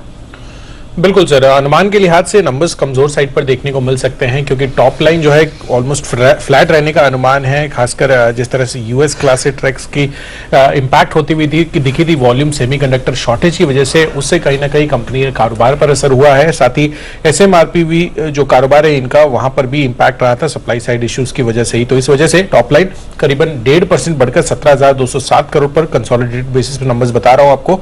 और साथ ही कामकाजी मुनाफा यहाँ पर गिरावट रहेगी करीब 34% की, 34% गिरकर 1138 करोड़ पर हम ये अनुमान लगाकर चल रहे हैं कामकाजी मुनाफे का। मार्जिन 10.1% के मुकाबले 9.2%, तो यहाँ पर करीब 1.5% का कट रहेगा। और मुनाफे के लिहाज से 714 करोड़ पिछले साल था और इस बारी लगभग 254 करोड़ पर हम मुनाफे का अनुमान लगाकर चल रहे हैं। डेफिनेटली घरेलू कारोबार अच्छा बढ़ता हुआ दिखा है भारतीय, इनफैक्ट अगर आप ओवरऑल देखेंगे जो पैसेंजर व्हीकल इंडस्ट्री है वहां पर अच्छी ग्रोथ रही है और इसी वजह से यहाँ पर थोड़ा सहारा मिलता हुआ दिखा है, बट लार्जली नंबर्स कमजोर साइड पर रहेंगे। तो लार्जली नंबर्स कुछ ज्यादा खास रहने नहीं वाले हैं मदरसन सुमी की तरफ से। अविनाश जी, रेडार पर है मदरसन? दीपांशु, मुझे लग रहा है कि देखिए मदरसन सुमी को अभी जो रिस्ट्रक्चरिंग हुई है इससे डेफिनेटली इनके जो रिटर्न रेशियोज है वो तो इंप्रूव होंगे, लेकिन जैसे कुशल ने कहा कि डोमेस्टिक बिजनेस में आपको एक अच्छा उछाल इस क्वार्टर में देखने को मिलेगा। आने वाले साल में होपफुली हमको लग रहा है कि ग्लोबल बिजनेस भी अच्छी तरह से बढ़ना चाहिए, और कहीं ना कहीं अगर किसी को लंबा निवेश करना है तो वैल्यूएशंस काफी अट्रैक्टिव है, और ऑटो कंपोनेंट स्पेस एक ऐसी स्पेस है जहां पे अभी क्लियरली ग्रीन शूट्स विजिबल हो, तो डेफिनेटली एक लॉन्ग टर्म के पॉइंट ऑफ व्यू से यहाँ पे थोड़ी खरीदारी की जा सकती है। लॉन्ग टर्म के व्यू से अगर आप देखें तो 120 के लेवल पर अट्रैक्टिव है। आज देखते हैं नतीजों के बाद कैसा करेगा रिएक्ट मदरसन सुमी। आइए, वागले साहब की कॉल है तैयार, बिगुल उनके लिए वागले का बंडर।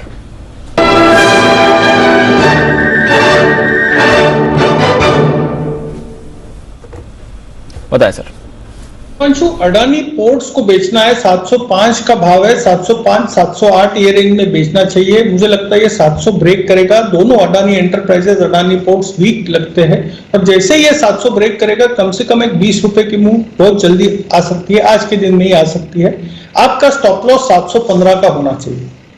तो 715 के स्टॉप लॉस के साथ अदानी पोर्ट्स पर करें बिकवाली, 700 के लेवल के नीचे आने की तैयारी ये काउंटर फिलहाल कर रहा है। और अदानी एंटरप्राइजेस पर भी हम वीकनेस देख ही रहे हैं। इनफैक्ट किरण जी की सेल कॉल थी आज सुबह, पहली call pick of the day में किरण जी की तरफ से यही आती हुई दिखी थी। तो वीकनेस अदानी ग्रुप स्टॉक्स पर एक बार फिर से आ रही है, बाउंस बैक आ रहा है और आज पिटे हुए स्टॉक्स का ही दिन लग रहा है। तो डेल्टा कॉप बाउंस कर रहा है कल 10% फिसलने के बाद। स्ट्राइड्स फार्मा लंबे समय बाद इस स्टॉक में भी थोड़ा आपको एक्शन बनते हुए दिख रहा है, 5% ऊपर स्ट्राइड्स फार्मा का चार्ट आपको आते हुए दिख रहा है। तो ये भी थोड़े मूड में है बाउंस बैक के, अभी कितना सस्टेनेबल है ये देखना पड़ेगा। मुदत जी देखें जरा स्ट्राइड्स फार्मा के चार्ट को, आज के बाउंस बैक में कुछ मौका दिखता है सर?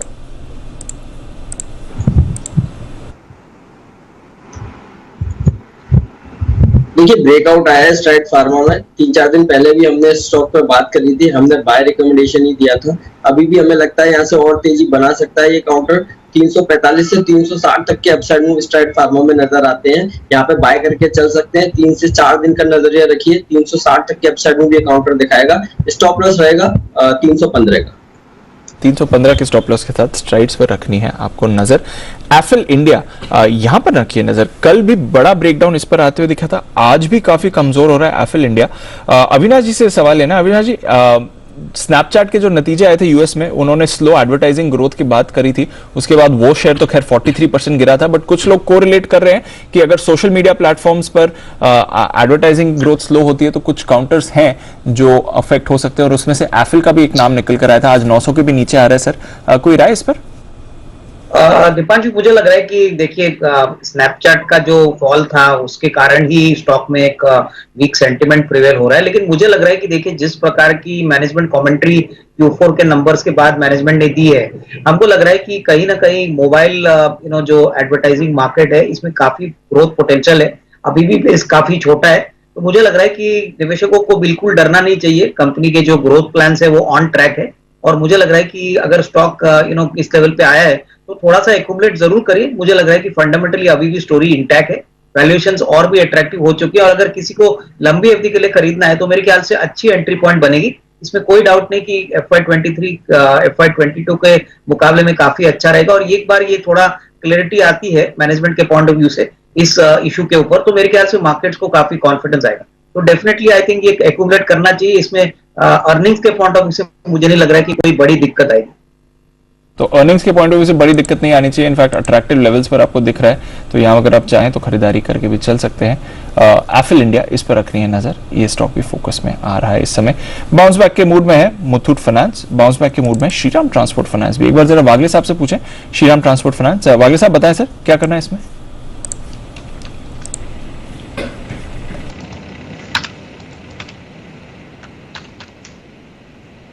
दीपांशु बाउंस बैक के मूड में ये है, लेकिन बाउंस बैक सस्टेन होगा ये कहना थोड़ा सा मुश्किल है। दोनों ऊपर तो जाएंगे शॉर्ट टर्म। अभी मैं श्रीराम ट्रांसपोर्ट की बात कर रहा हूँ, ये मल्टीपल हाइस क्रॉस कर रहा है, 1148-49 का वो लेवल है, लेकिन एक 10-12 रुपए की अपमूव है, मुझे नहीं लगता उससे ऊपर सस्टेन होगा, तो अवॉइड करें। तो ये है आपके लिए श्रीराम ट्रांसपोर्ट फाइनेंस, जिस पर रखनी है नजर, अवॉइड करें। But bounce back Shriram transport finance में है, बाउंस बैक है मुथूट में, इंडियाबुल्स हाउसिंग बैन से बाहर आया है, और पीरामल एंटरप्राइजेस, साथ ही L&T फाइनेंस। तो पिटे हुए फाइनेंशियल शेयर्स में सारे के सारे NBFCs जो हैं ये बाउंस बैक कर रहे हैं। बट एक इंटरेस्टिंग स्पेस है, अभी थोड़ी देर पहले हमने आपको खबर बताई भी, इन्फ्लेशन पर सरकार का जो वॉर है, आज बड़ी बैठक है कैबिनेट सचिव की, और कुछ एग्री कमोडिटीज पर नजर बन सकती है, जिनमें से राइस का नाम भी निकल कर आ रहा है। क्या राइस के एक्सपोर्ट्स पर कुछ रेस्ट्रिक्शंस आ सकते हैं, सरकार की तरफ से बड़ा कदम आ सकता है, और अगर आता है तो कौन से स्टॉक्स पर सबसे ज्यादा इंपैक्ट होगा? इस पर रिसर्च तैयार करी है अरमान ने। अरमान बताइए, अगर कुछ मूवमेंट आता है तो कौन सी कंपनीज हैं जहां पर सबसे ज्यादा प्रभाव पड़ सकता है? देखिए, कुल मिला के 3 कंपनियां ऐसी हैं जिन पे अच्छा खासा मेजर इंपैक्ट पड़ सकता है। क्यों? क्योंकि इनका मेजॉरिटी परसेंटेज ऑफ जो रेवेन्यू है वो एक्सपोर्ट से आता है। 3 कंपनियां कौन सी हैं? चमनलाल सेठिया, LT फूड्स और KRBL। चमनलाल सेठिया का अगर FY21 का देखेंगे तो इनका लगभग 90% जो रेवेन्यू है, जो आय है, वो एक्सपोर्ट से आई थी, और ये लगभग 60 से 70 देशों में ये एक्सपोर्ट्स करते हैं। LT फूड्स का FY21 में लगभग 70% जो आय है वो एक्सपोर्ट से आई थी, और लगभग 60 देशों में ये एक्सपोर्ट करते हैं।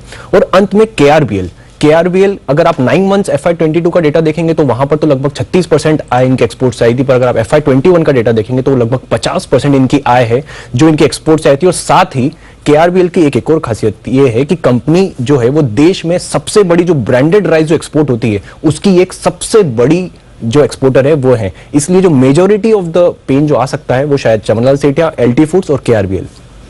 Okay, Chamanlal Sethia, LT foods और केआरबीएल, यहां पर आपको सबसे बड़ा इंपैक्ट आते हुए देख सकते हैं। और ये तीनों स्टॉक्स हम देख भी रहे हैं, कमजोरी आ रहे हैं। इनफैक्ट एलटी फूड्स देखिए 7% नीचे काउंटर ट्रेड करते दिख रहा है, 3.5% की गिरावट आपको केआरबीएल में आ रही है। चमनलाल सेठिया भी 1.5% नीचे। तो राइस पर अगर सरकार का एक्शन आता है तो ये स्टॉक्स हैं जहां पर आपको सबसे ज्यादा इंपैक्ट आते हुए दिखेगा। स्टॉक्स पहले से ही ऑलरेडी बुरा है, गिरना शुरू हो गया। आजकल तो डर के मारे ही गिरना शुरू कर देते हैं, मतलब कि कुछ आने वाला है, कुछ आने वाला है। लगभग सारे सेक्टर्स जहाँ पर नतीजे अच्छे आ रहे हैं वहां पर ये डर बना हुआ है कि कंपनियों में जहाँ बड़ी कमाई होती दिख रही है। अविनाश जी से एक बार राय ली जाए। अविनाश जी, चावल शेयरों पर क्या राय रखते हैं आप? इनफैक्ट अनिल जी देखिए, चावल शेयरों पे अभी फिलहाल जो शाम को बैठक है, मीटिंग है, यहाँ पे अगर एक्सपोर्ट्स के ऊपर कोई बंदी आती है तो मेरे ख्याल से मैं समझता हूँ कि काफी नेगेटिव होगा, क्योंकि 2-3 कंपनीज ऐसी है जहाँ पे बड़ी मात्रा में ब्रांडेड एक्सपोर्ट्स के पॉइंट ऑफ व्यू से बड़ी मात्रा में एक्सपोर्ट होता है, और इंडिया का बासमती राइस काफी ग्लोबली वेल नोन है। तो यहाँ पे अगर एक्सपोर्ट में कोई दिक्कतें गवर्नमेंट अनाउंस करती है, कोई रिस्ट्रिक्शंस अनाउंस करती है, तो आपको काफी भारी गिरावट इन द नियर टर्म देखने को मिलेगी। जो बात स्टील स्टॉक्स में हुई थी वो शायद वापस चावल के शेयर में हो सकती है। अगर कैसा रेगुलेशन आता है तो डेफिनेटली अभी के लिए मैं निवेशकों को यही कहूंगा कि थोड़ा सा होल्ड करिए, इमीडिएटली कुछ जल्दबाजी में मत करिए, थोड़ा सा पेशेंस रखिए। आज शाम को जो भी मीटिंग होगी, उसके बाद जो भी अनाउंसमेंट होंगे, उसके बाद ही मेरे ख्याल से इसमें निवेश किया जाए। फंडामेंटल्स अभी तो ठीक रह गए, लेकिन ये पॉलिसी चेंज अगर होता है तो इसमें भारी गिरावट आपको चावल के शेयरों में दिख सकती है। तो ये है आपके लिए चावल के शेयर। थोड़ा इंतजार करें और तब इस पर व्यू बनाएं, बट इंतजार नहीं करना है इस अगली कॉल पर जो आ रही है अनिल जी की तरफ से आज के 2000। जी सर। दीप, बेचना है अदानी एंटरप्राइजेस का जून का फ्यूचर जी, अगले महीने वाला, और ये आप शॉर्ट करके चले 2050 2060 के आसपास, 2045 जो भी प्राइस है वहां पर बेचें। यहाँ पर बिकवाली के जून का फ्यूचर बेचेगा, और थोड़ा सा स्टॉप लॉस अभी मैं आपको दूर का दे रहा हूँ 2130 का, और उसकी वजह ये कि थोड़ा वोलेटाइल स्टॉक है। अगर आपको कहीं गलती से उछाल के बाद वापस से 2080 2100 की रेंज मिले तो और बेचिए, ऊपर में भी बेचना है। ये आपके लिए बेचने की राय है। और स्टॉप लॉस होगा आपका 2130 रुपए का, आज का है 2100 के आसपास से, वहां तक आए तो और बेचने की राय होगी। तो 2130 का स्टॉप लॉस। पहला टारगेट होगा 2005 का, वहां पर स्टॉप लॉस को रिवाइज करना है, काटना नहीं है पोजीशन को। उसके बाद 1955 और 1915 दो टारगेट, 3 टारगेट दे रहा हूं, 2005 1955 1915, ये 3 टारगेट के लिए आपको बिकवाली करनी है। सारे अदानी ग्रुप के स्टॉक्स में आपको आप देखेंगे तो तेज गिरावट का माहौल बनता हुआ दिख रहा है। अदानी पोर्ट नतीजे के बाद से लगातार गिर रहा है, आज भी काफी कमजोर है। एंटरप्राइजेस कैश के स्टॉक्स भी आप देख लीजिए, सारे ऊपर के लेवल से तेजी से गिरते दिख रहे हैं। और मैं इंतजार भी कर रहा था कि ये 2075 2060 के नीचे जाकर अगर ये ट्रेड करना शुरू करता है तो ये बड़ी कमजोरी के संकेत दे रहा है। तो दूसरा तरीका ये है, क्योंकि वॉलेटिलिटी काफी है, तो आप एक काम करें, जून महीने का 2000 का पुट ऑप्शन खरीद लीजिए, वो एकदम सेफ है। 2000 का पुट ऑप्शन अदानी एंटरप्राइजेस का 2000 का पुट ऑप्शन जो 85-90 रुपए के आसपास मिले, वहां पर आप एंट्री कीजिए। 55 रुपए का स्टॉप लॉस लगाइए, टारगेट बड़े रखिएगा 110, 140 और 160 रुपए। अदानी स्टॉक्स में अगर आपको ट्रेड करना है लॉन्ग या शॉर्ट किसी भी तरफ, तो छोटे टारगेट के लिए नहीं करना है, करना है तो बड़ा, नहीं तो नहीं करना है, क्योंकि वो रिस्क रिवॉर्ड रेशियो अदरवाइज आपका कभी बैठेगा ही नहीं। तो स्टॉप लॉस आप मेंटेन जरूर करें और बड़े टारगेट्स के लिए ट्रेड करें, ये साफ नजर आ रहा है। अभी मेरे ख्याल से अदानी एंटरप्राइजेस, अच्छा किसी ने तो किरण जी ने कहा, बिल्कुल किरण जी की पिक ऑफ द डे भी रही। किरण जी, आपकी पिक ऑफ द डे 2020 के टारगेट की तरफ तेजी से तो बढ़ ही रहा है, बताएं सर क्या कुछ बड़ी गिरावट के लिए तैयार हो रहा है?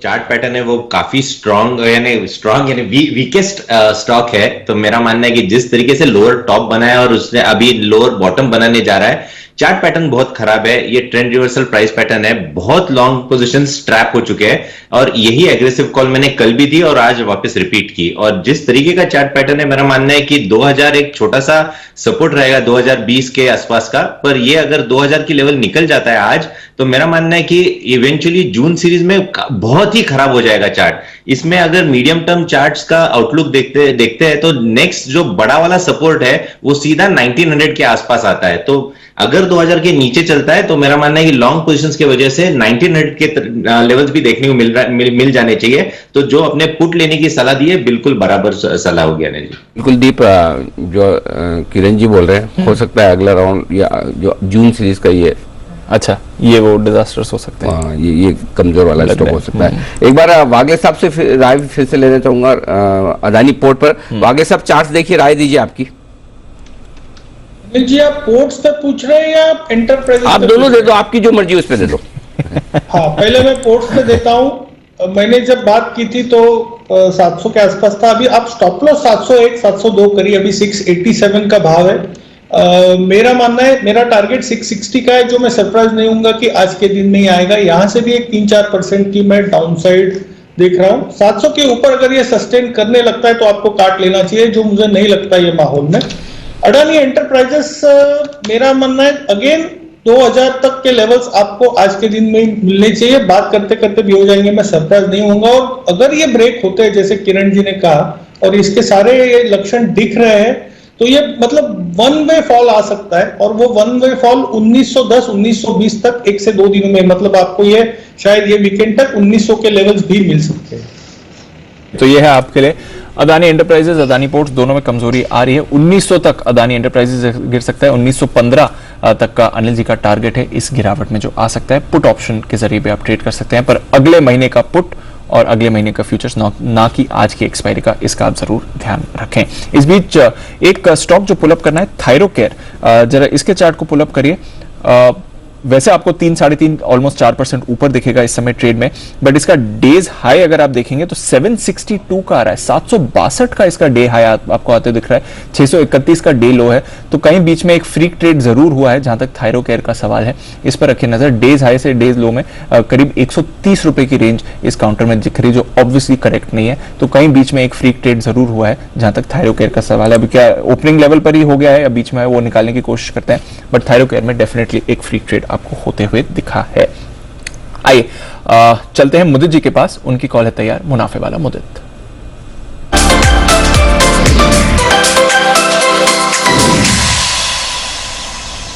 बताएं सर।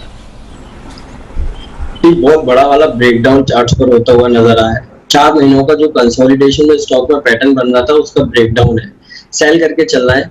टाटा केमिकल 915 रुपए CMP है, यहीं पर शॉर्ट करने की सलाह है, जिसका सीधा टारगेट 880 का बनेगा। बीच में कोई टारगेट्स है ही नहीं। 880 के टारगेट के लिए टाटा केमिकल को शॉर्ट करके चलेंगे। स्टॉप लॉस बनेगा 930 का। बड़ी वाली नेकलाइन का ब्रेकडाउन होता हुआ नजर आया है। 4 महीने से जो पैटर्न बन रहा था हेड एंड शोल्डर पैटर्न, उसका ब्रेकडाउन हुआ है। वॉल्यूम के साथ यहाँ पे सेलिंग देखने को मिल रही है। 930 के स्टॉप लॉस के साथ टाटा केमिकल को शॉर्ट करके चलिए, सीधा टारगेट 880 का निकल कर आता है। ओके, तो ये है आपके लिए राइट। टाटा केमिकल्स में बेचने की आती हुई दिख रही है। एक और बड़ी पिक आपके लिए आती दिख रही है इस वक्त किरण जी की तरफ से भी, किरण जी के लिए बिल्कुल।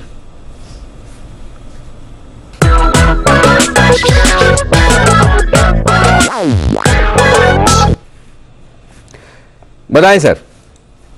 अनिल जी, ये भी बहुत एग्रेसिव कॉल है। आज सवेरे पहले अदानी एंटरप्राइजेस कल और आज सवेरे दिया था, आज दूसरा कॉल GNFC दिया, वो भी डेज लो पे ट्रेड कर रहा है। और एक नया एक्सीडेंट जो चार्ट पे देखने को मिल रहा है वो है टाटा पावर।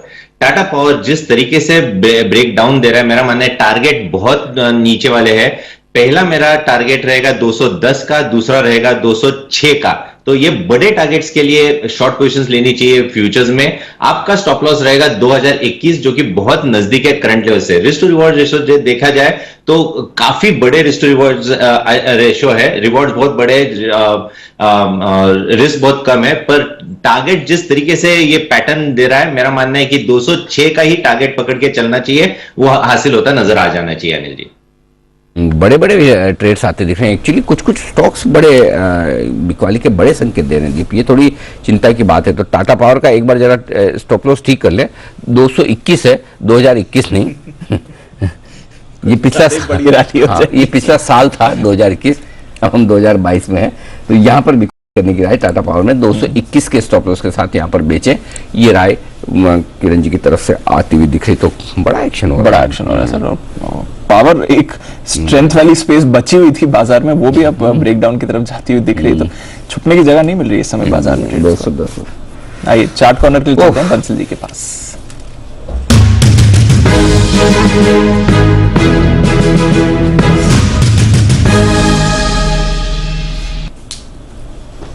बताएं सर। दीपांशु, कतार लंबी होने के कारण स्टॉक में ऑलरेडी एक्शन हो चुका है, तो दूसरे स्टॉक की तलाश है, वो कॉल को ड्रॉप कराया दीपांशु मैंने। नहीं, चार्ट कॉर्नर एक बार फिर से आ जाएंगे बंसल जी के पास वापस, पर तब तक स्वागत करते हैं जय ठक्कर का, और वो तैयार हैं कैश के ऑप्शन के साथ।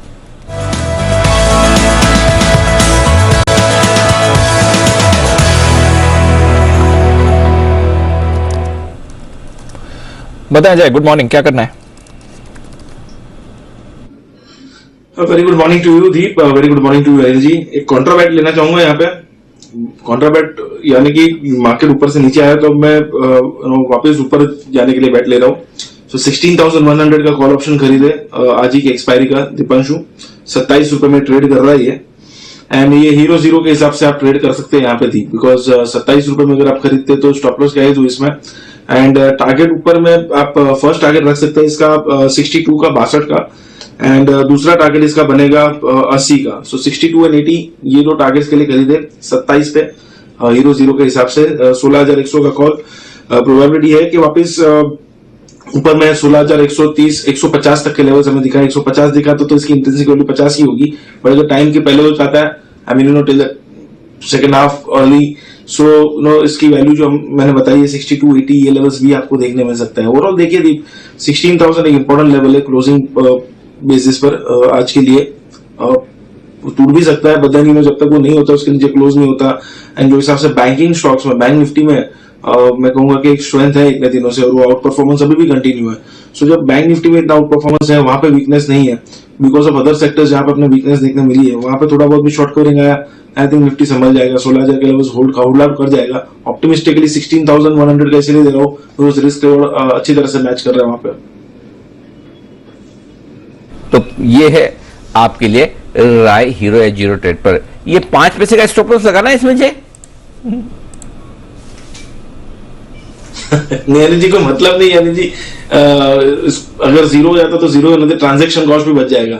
हाँ, इसीलिए तो पूछा मैंने कहा 5 पैसे का स्टॉप लॉस लगाकर आप एक्सचेंज का और ब्रोकर का भला करने के तो नहीं सोच रहे कि एक्सचेंज को मिल जाएंगे ट्रांजैक्शन चार्जेस, ब्रोकर को मिल जाएगी ब्रोकरेजेस। जीरो स्टॉप लॉस नहीं, ऐसा कर रहे हैं तो आप सोचे तो गलत नहीं सोच रहे हैं। दोनों मिलकर आपको ब्रांड एम्बेसडर बना सकते हैं। एक बार फिर से सोच लो, लगाना है? नहीं अनिल जी, जनता के फेवर में अनिल जी कॉल है। सही जवाब, बिल्कुल ये हुई ना बात। तो जो हमारे दर्शकों के लिए सही है वही सही है, और उसी का पक्ष लिया जाएगा। तो ये है आपके लिए जय की तरफ से राय आती हुई दिख रही है। गुरुवार की सुबह सुबह बग्गा साहब से भी मुलाकात करने का वक्त होता है। अच्छी बात है कि बग्गा साहब से बहुत सारे सवाल पूछने के लिए अब हमारे पास मतलब वो सवाल हमारे कम होते जा रहे हैं, यानी कि मामला थोड़ा थोड़ा ठीक होने के संकेत है। तो खाली आज एक इंटरेस्टिंग सवाल बग्गा साहब से पूछा। सर गुड मॉर्निंग, पहले तो स्वागत है आपका। ये 3 दिनों से हो क्या रहा है अमेरिका में? ये खुलते एकदम नीचे, बंद एकदम ऊपर जाकर होते हैं, और हमारे यहाँ क्या हो रहा है? 3 दिन से खुलते एकदम ऊपर है, जाके नीचे बंद होते। मतलब हमारे क्या झगड़ा है कुछ अमेरिका से? नहीं, कोई ऐसा नहीं अनिल जी। यही है कि वॉलेटिलिटी बहुत बड़ी हुई है। यही कह सकते हैं कि जब तक हमारे मार्केट्स बंद हो रहे होते हैं, लोग प्रॉफिट लेते हैं या स्टॉप काटते हैं, तो वही चल रहा है। कुछ ऐसा भी कह रहे हैं कि एफआईस आ जाते हैं 2 बजे बेचने। मुझे नहीं लगता ऐसा कोई पैटर्न होगा कि 2 बजे के बाद ही लोग आके बेचेंगे। अगर यूरोपियन मार्केट्स के ओपनिंग के साथ भी है तो वो तो 12-1 बजे तक शुरू हो जाता है, और ट्रेडर्स तो जल्दी आते हैं। तो मेरे ख्याल से तो वो 2 बजे का कुछ नहीं है जो आजकल फैक्टर बनाया जा रहा है 2 बजे का। तो ओवरऑल वॉलेटिलिटी है अनिल जी। ऐसे मार्केट में जीत सिर्फ वॉलेटिलिटी की होती है। तो अगर वॉलेटिलिटी का ETF होता भारत में तो वो बहुत चलता, कि इतना आपका विक्स बढ़ा हुआ है, उस पे अच्छे पैसे बन जाते। तो वॉलेटिलिटी जबरदस्त है, और वाकई में उसका एक्शन आप आते हुए देख भी रहे, होता हुआ नजर भी आ रहा है। थोड़ी देर में एक और बड़ी खबर हमारे पास आने की तैयारी में। उससे पहले बग्गा साहब से एक और मैटर पर राय लेनी है। बग्गा साहब, आपने देखा होगा चीन पहले गेहूं के एक्सपोर्ट पर रोक लगी, फिर जो खाने पीने का तेल है उस पर इम्पोर्ट ड्यूटी पूरी जीरो कर दी, है ना। अब शुगर पर भले ही सांकेतिक ही सही, लेकिन ये बताया जा रहा है कि भाव बढ़ने नहीं देंगे। आज फिर से बड़ी बैठक है कैबिनेट की। क्या लग रहा है महंगाई को लेकर आरबीआई के एक्शन के बाद जो सरकार का एक्शन है, इसका क्या मतलब आप निकालते हैं? तो एक तरफ दोनों ब्याज दरों पर, महंगाई पर इसका असर बताएं, दूसरा बाजार पर असर बताएं। जी अनिल जी, सीधा असर पड़ता है खाद्य पदार्थों का, और स्पेशली जो बहुत गरीब लोग हैं उनका बास्केट में, स्पेंड बास्केट में ज्यादातर खर्चा खाने पे रहता है। तो रोटी कपड़ा मकान ही सब 100% उनका निकल जाता है, और उसमें रोटी बहुत बड़ा एक खर्चा रहता है। तो ओवरऑल सरकार का जो भय है कि इस बारी ज्यादा गर्मी पड़ने के कारण अनाज की उपज इतनी नहीं हुई।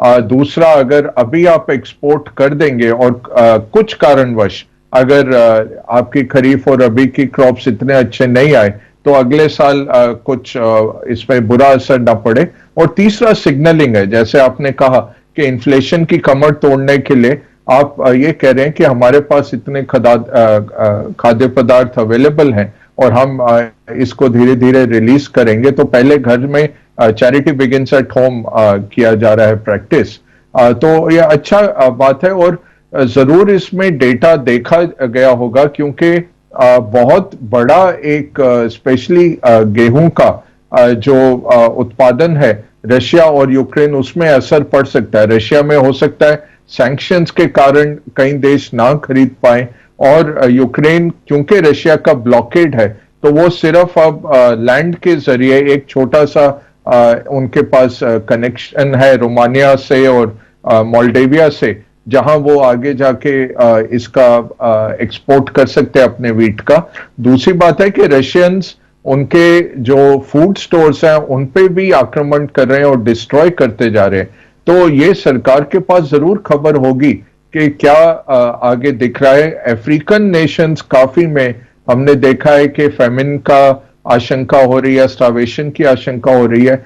इजिप्ट जैसे बड़े देश में जहां नाइल जैसा दरिया बहता है और बहुत उनके पास उपज धरती भी है, उधर आप देख रहे हैं वीट की बहुत किल्लत हो रही है, ब्रेड की किल्लत हो रही है। कह रहे हैं कि अरब स्प्रिंग 2 हो सकता है भुखमरी के कारण। तो सरकार पहले भारतीयों को सेफगार्ड कर रही है, फिर देखेंगे जब रिलीज करना एक स्ट्रैटेजिक तौर पे आपको जब रिलीज करना खाद्य पदार्थ वो बेटर रहेगा। तो बिल्कुल ये अच्छा एक है एक्शन। इसमें कंपनियों पे जरूर इश्यू आएगा और होपफुली सरकार एक विंडो बना देगी कि जिनके ऑलरेडी कॉन्ट्रैक्टेड थे एक्सपोर्ट करना उनको अलाउ करें एज ऑफ अ डेट, ताकि लोगों के पास इशू ना हो जाए। कंपनीज जो राइस का उत्पादन करती हैं और एक्सपोर्ट करती हैं उनके लिए इशू ना पैदा हो जाए, क्योंकि वहां पे भी कंपटीशन बहुत रहता है। और कल मैंने सुना था, आप चाय पे भी बात कर रहे थे अनिल जी, दार्जिलिंग की इस बारी जो ऑक्शन हुई है उसमें यूरोपियन बायर इतने नहीं खरीद पाए क्योंकि यूरो की कीमत गिरी है और ऊपर से उत्पादन कम हो रहा है। और श्रीलंका में जो इशू हो रही है, श्रीलंका सबसे बड़ा एक एक्सपोर्टर था टी का, उल्टा उन्होंने अपने फॉरवर्ड्स में बेचे हुए हैं अगले 1 साल 2 साल क्या उत्पादन तेल खरीदने के लिए चाइना को, ईरान को। तो ये किल्लत तो होने वाली है एग्री कमोडिटीज में। क्या बात है सर, ये इंटरेस्टिंग चीज है। तो सारी एग्री कमोडिटीज के दाम तेजी से नीचे लाने की कोशिश है सरकार की और उस पर पूरा का पूरा एक्शन होता हुआ दिख रहा है। आइए अब करते हैं 10 की कमाई की शुरुआत। और जैसा कि जय ठक्कर ने कहा था, कॉन्ट्रा कॉल ऑप्शन रिकवरी आती दिख रही है। जय के बोलने के बाद 25 पॉइंट निफ्टी रिकवर होता हुआ दिख रहा है। तो ऑप्शन खरीदने की राय सही समय पर सटीक आती हुई जय की तरफ से। बढ़ते आगे, करते हैं 10 की कमाई की शुरुआत।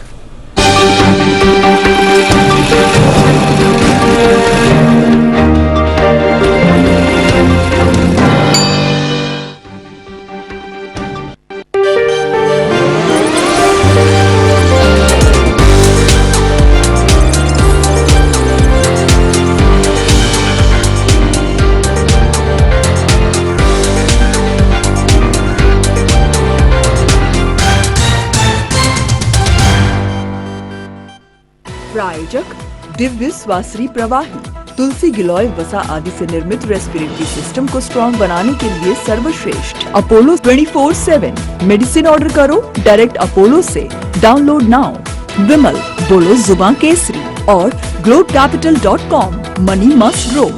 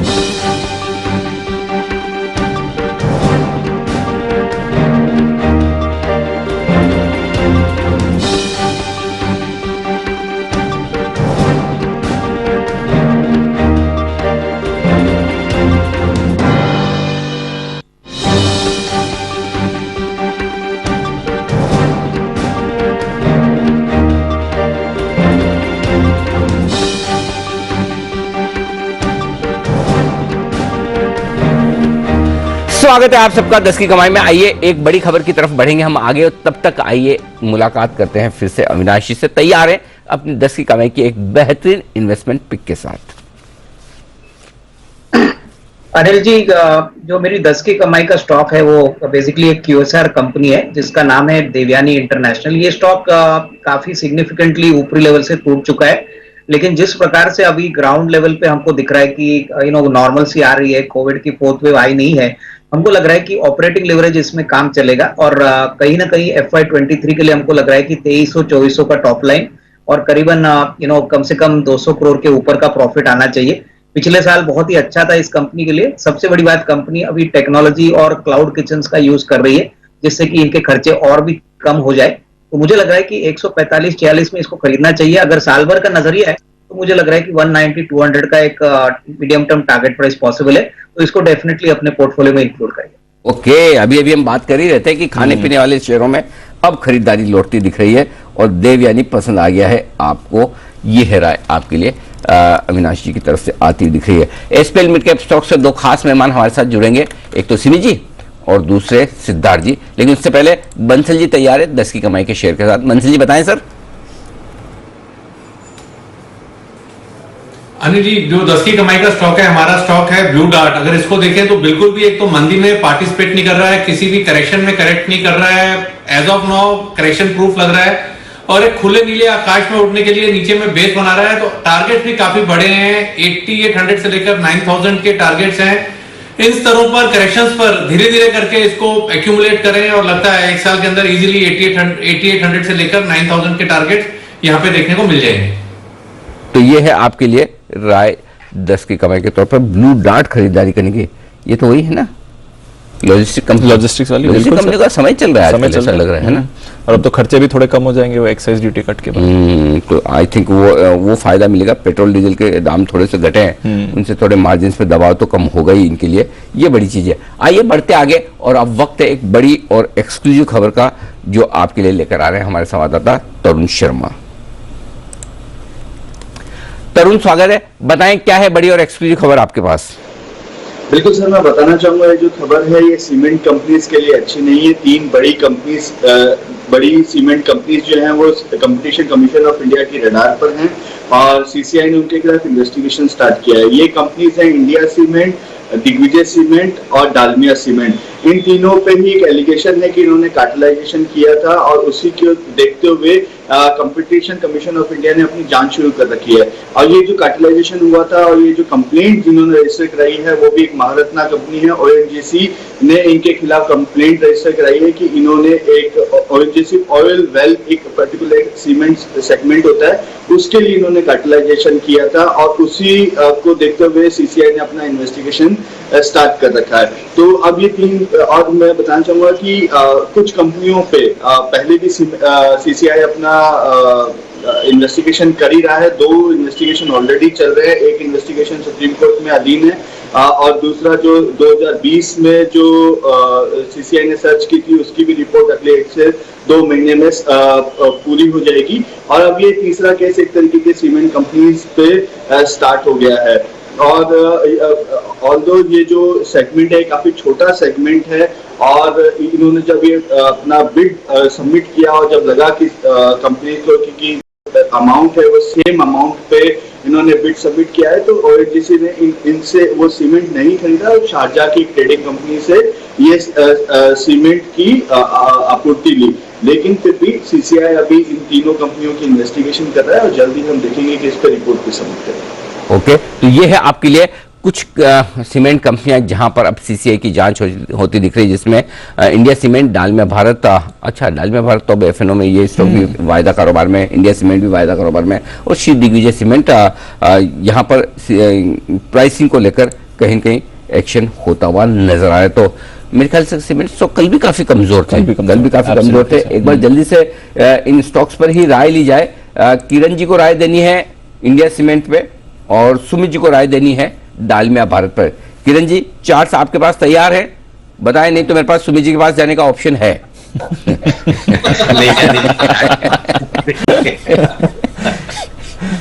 अच्छा अनिल जी, इंडिया सीमेंट बहुत ही इंपॉर्टेंट सपोर्ट लाइन पे है और ये नेकलाइन बहुत ही इंपॉर्टेंट है। लेवल है 154, 155।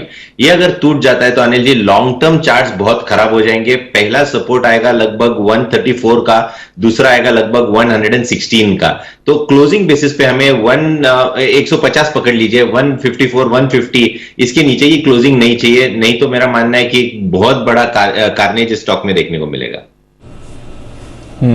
तो ये है आपके लिए इंडिया सीमेंट, डालमिया भारत भी, हाँ इंडिया सीमेंट। और कल अल्ट्राटेक, कल दिग्गज वाले ज्यादा गिरे थे। कल गिरने की वजह ये थी कि कहीं सीमेंट के दामों को भी कंट्रोल में करने के लिए सरकार कुछ एक्शन ले सकती है और आज मीटिंग भी है, उस पर विचार किया जाएगा कि क्या वाकई में सीमेंट के दाम कम करने की जरूरत है। और सीमेंट में एक चीज क्लियर है, कार्टेलाइजेशन हमेशा से प्रॉब्लम रही है, हमेशा रही है। और मतलब डायरेक्टली इनडायरेक्टली बाहर कितना भी एक दूसरे से कॉम्पीट करे, अंदर अंदर सब एक जैसे हैं। एब्सोल्युटली, ये मतलब है ही। और तरुण भी बताए, तरुण ऐसा एक बार मैं तरुण से पूछता हूं, तब तक एक बार जल्दी से पहले चार्ट्स आप बता दें सुमित जी, और आपको कौन से, हाँ डालमिया भारत के चार्ट्स आपको बताने जी। अनिल जी देखिए, स्टॉक का स्ट्रक्चर तो वीक ही है, स्टॉक कंटिन्यूअसली दबाव दिखा रहा है, पुल बैक बाउंस बैक आते हैं लेकिन वापस से सेलिंग प्रेशर देखने को मिलता है। डालमिया भारत का जहां तक सवाल है, 1270 का इसका इमीडिएट सपोर्ट है। ये सपोर्ट टूटने पे और इसके नीचे क्लोजिंग मिलने पे 100 रुपए से 125 रुपए का डाउनफॉल डालमिया भारत के अंदर देखने को मिल सकता है। मेरे हिसाब से तो बाइंग एक बार अवॉइड करें। जब तक ऊपर में स्टॉक 1300 1325 के ऊपर सस्टेन नहीं करेगा तब तक इसमें पुल बैक बाउंस बैक के संकेत नहीं है, बाइंग अवॉइड करें। और 1270 का लेवल टूट जाता है तो 100 से 125 रुपए का डाउनफॉल और देखने को मिलेगा। परफेक्ट। अच्छा तरुण, ऐसा क्या दिखा है सारी कंपनी को, इनको सीसीआई को, कि इनको जांच शुरू करनी पड़ रही है इन 3 कंपनियों के खिलाफ? देखिए सर, ओएनजीसी ने ये कंप्लेंट की थी क्योंकि जो बिडिंग अमाउंट था वो बिल्कुल सेम था, तो ओएनजीसी ने कमीशन को कंप्लेंट करी। और एक प्रोसीजर होता है कि पहले कमीशन उस कंप्लेंट को देखता है कि क्या उसकी इन्वेस्टिगेशन होनी चाहिए या नहीं, और जब वो कमीशन अपने आप को सेटिस्फाई कर लेता है तो फिर वो जो कंप्लेंट है उसको फर्दर इन्वेस्टिगेशन के लिए उनका एक इन्वेस्टिगेशन विंग है, डीजी इन्वेस्टिगेशन बोलते हैं, director general investigation of CCI, तो उसको वो सबमिट करता है। और फिर जो डीजी इन्वेस्टिगेशन, जो उनका इन्वेस्टिगेशन विंग है, वो पूरी जांच को करता है और फिर अपनी रिपोर्ट जो है वो कमीशन को सौंपता है और जो पेनल्टी डिसाइड की जाती है। और उसके बाद कंपनीज के पास एक ऑप्शन रहता है कि वो इसको लीगली चैलेंज कर सकते हैं, जैसे कि हमने देखा कि जो 8 साल पहले जो मैटर हुआ था, जिसपे अभी जो होलसिंग ने भी अपना क्लेरिफिकेशन दिया कि यदि कल को कोई पेनल्टी आती है तो वो हमारे ऊपर नहीं आएगी, जो बायर होगा वो पेनल्टी को बॉर्न करेगा। तो ये एक पूरा प्रोसीजर सीसीआई की कार्यप्रणाली का है। और सबसे इम्पोर्टेंट बात सर जो ये है कि ये जो सेगमेंट है काफी छोटा सा सेगमेंट है, बहुत ज्यादा इसमें कंपनीज को फायदा नहीं होता है, लेकिन यहाँ और दूसरा सरकार, मतलब ये कहें कि ओएनजीसी ने सीमेंट भी बाहर से खरीद लिया, लेकिन जो पूरा मामला है वो एक जांच के घेरे में है। ये तीसरी बार ऐसा हो रहा है। अब पहले जब अंबुजा, अल्ट्राटेक, इन सब कंपनीज पे एक्शन हुआ, उसके बाद 2020 दिसंबर के अंदर, आज दिसंबर को सीसीआई ने फिर सर्च करी सीमेंट कंपनीज के ऊपर, और अब ये कि तीसरी बार ऐसा हो रहा है कि फिर 3 सीमेंट कंपनी सीसीआई की रडार पर। पूरा का पूरा एक्शन सीमेंट कंपनियों पर होता दिख रहा है। जब खराब खबरें आती तब भी एक साथ आती है और मार्केट भी ऊपर से खराब होता दिख रहा है, हल्का होता दिख रहा है। वापस से मार्केट अब फ्लैट होता हुआ 16,025 के आसपास इस वक्त आपको नजर आएगा बाजार। ये है पूरा का पूरा एक्शन आपके लिए। बिल्कुल, तो ये है आपके लिए कुछ मूव्स जो आते हुए दिख रहे हैं इस समय बाजार पर। सीमेंट पर कार्टेलाइजेशन के आरोप है, इस पर रखनी है हमें नजर। और निफ्टी भी अब थोड़ा वापस फ्लैट, स्टॉक्स काफी कमजोर होने से। और आई थिंक एक बार अदानी ग्रुप स्टॉक्स पर भी नजर डाल देते हैं sir. Adani ports, Adani enterprises जो वायदा कारोबार के, दोनों में आप 4% की गिरावट आते हुए देख रहे हैं। और इसके अलावा बाकी अदानी ग्रुप स्टॉक्स जो हैं वहां पर भी आपको वीकनेस आती हुई दिख रही है। Adani transmission 5%, Adani green 6%, Adani power भी अब कमजोर हो गया, 1.1% नीचे आपको आते हुए दिख रहा है। अदानी विल्मर 5% के सर्किट पर अक्रॉस अदानी वो ग्रुप स्टॉक सर अब वीकनेस आती हुई दिख रही है। बिल्कुल दीप, और इसीलिए मैं कह रहा हूं कि जून सीरीज के लिए ये स्टॉक एकदम परफेक्ट शॉर्ट नजर आ रहे हैं। तो 2005 का अदानी एंटरप्राइजेस का जो हमारा फ्यूचर्स का पहला टारगेट था वो हासिल हो गया। 1955 का दूसरा टारगेट है, इसे होल्ड करें। स्टॉप लॉस ट्रेल करते चले, वोलेटाइल हो सकते हैं, या तो स्टॉप लॉस ट्रेल करें या ऊपर में फिर से बेचने की आपकी क्षमता होनी चाहिए। दोनों में से जो आपको ठीक लगे। मैंने जून के फ्यूचर्स दिए थे, जून का फ्यूचर्स अभी इस वक्त 1995 के आसपास ट्रेड कर रहा है। तो लगभग पहले टारगेट के नीचे आ चुका। और 2000 का जो पुट खरीदने की राय दी थी हमने, वो 55 रुपए का स्टॉप लॉस है। 110 का टारगेट आ चुका है, 140 और 160 के टारगेट के लिए होल्ड करें। और मैं फिर कहूंगा इन स्टॉक्स को छोटे मुनाफे के लिए ट्रेड ही नहीं करना। आप देखिए ना स्टॉक्स में जिस तरह का एक्शन हो रहा है, Adani Wilmar, Adani transmission, Adani green energy, तीनों ही स्टॉक्स जो है कैश मार्केट के लोअर सर्किट पर है। और अदानी एंटरप्राइज, अदानी पोर्ट पिछली बार कब 4% एक साथ गिरे थे मैंने देखा नहीं। सो एक मतलब लग रहा है अक्रॉस बोर्ड सेलिंग आपको सारे ग्रुप स्टॉक्स में दिख रही है। तो वहां पर आप ट्रेल करते चलें अपनी पोजीशन को, ये ज्यादा ठीक रहेगा आपके लिए। आइए 10 की कमाई भी ले ली जाए। अदानी ग्रुप स्टॉक्स में तो गिरावट आ रही है, बट कुछ बेहतरीन इन्वेस्टमेंट कॉल्स आ रहे हैं एक्सपर्ट्स की तरफ से। पालविया साहब से लेते हैं उनकी 10 की कमाई। पालविया साहब बताएं सर।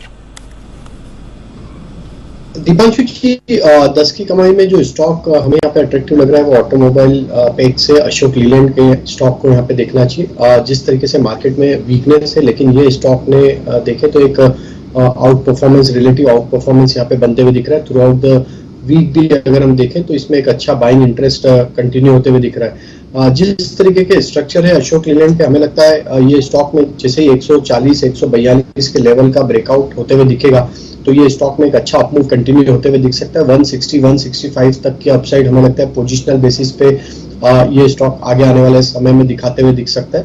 तो 139 के आसपास अभी ट्रेड कर रहा है। 139 से 136 की रेंज में बाय एंड एक्यूमुलेट करना है। और लोअर साइड पे स्टॉप लॉस रखेंगे करीब 130 का।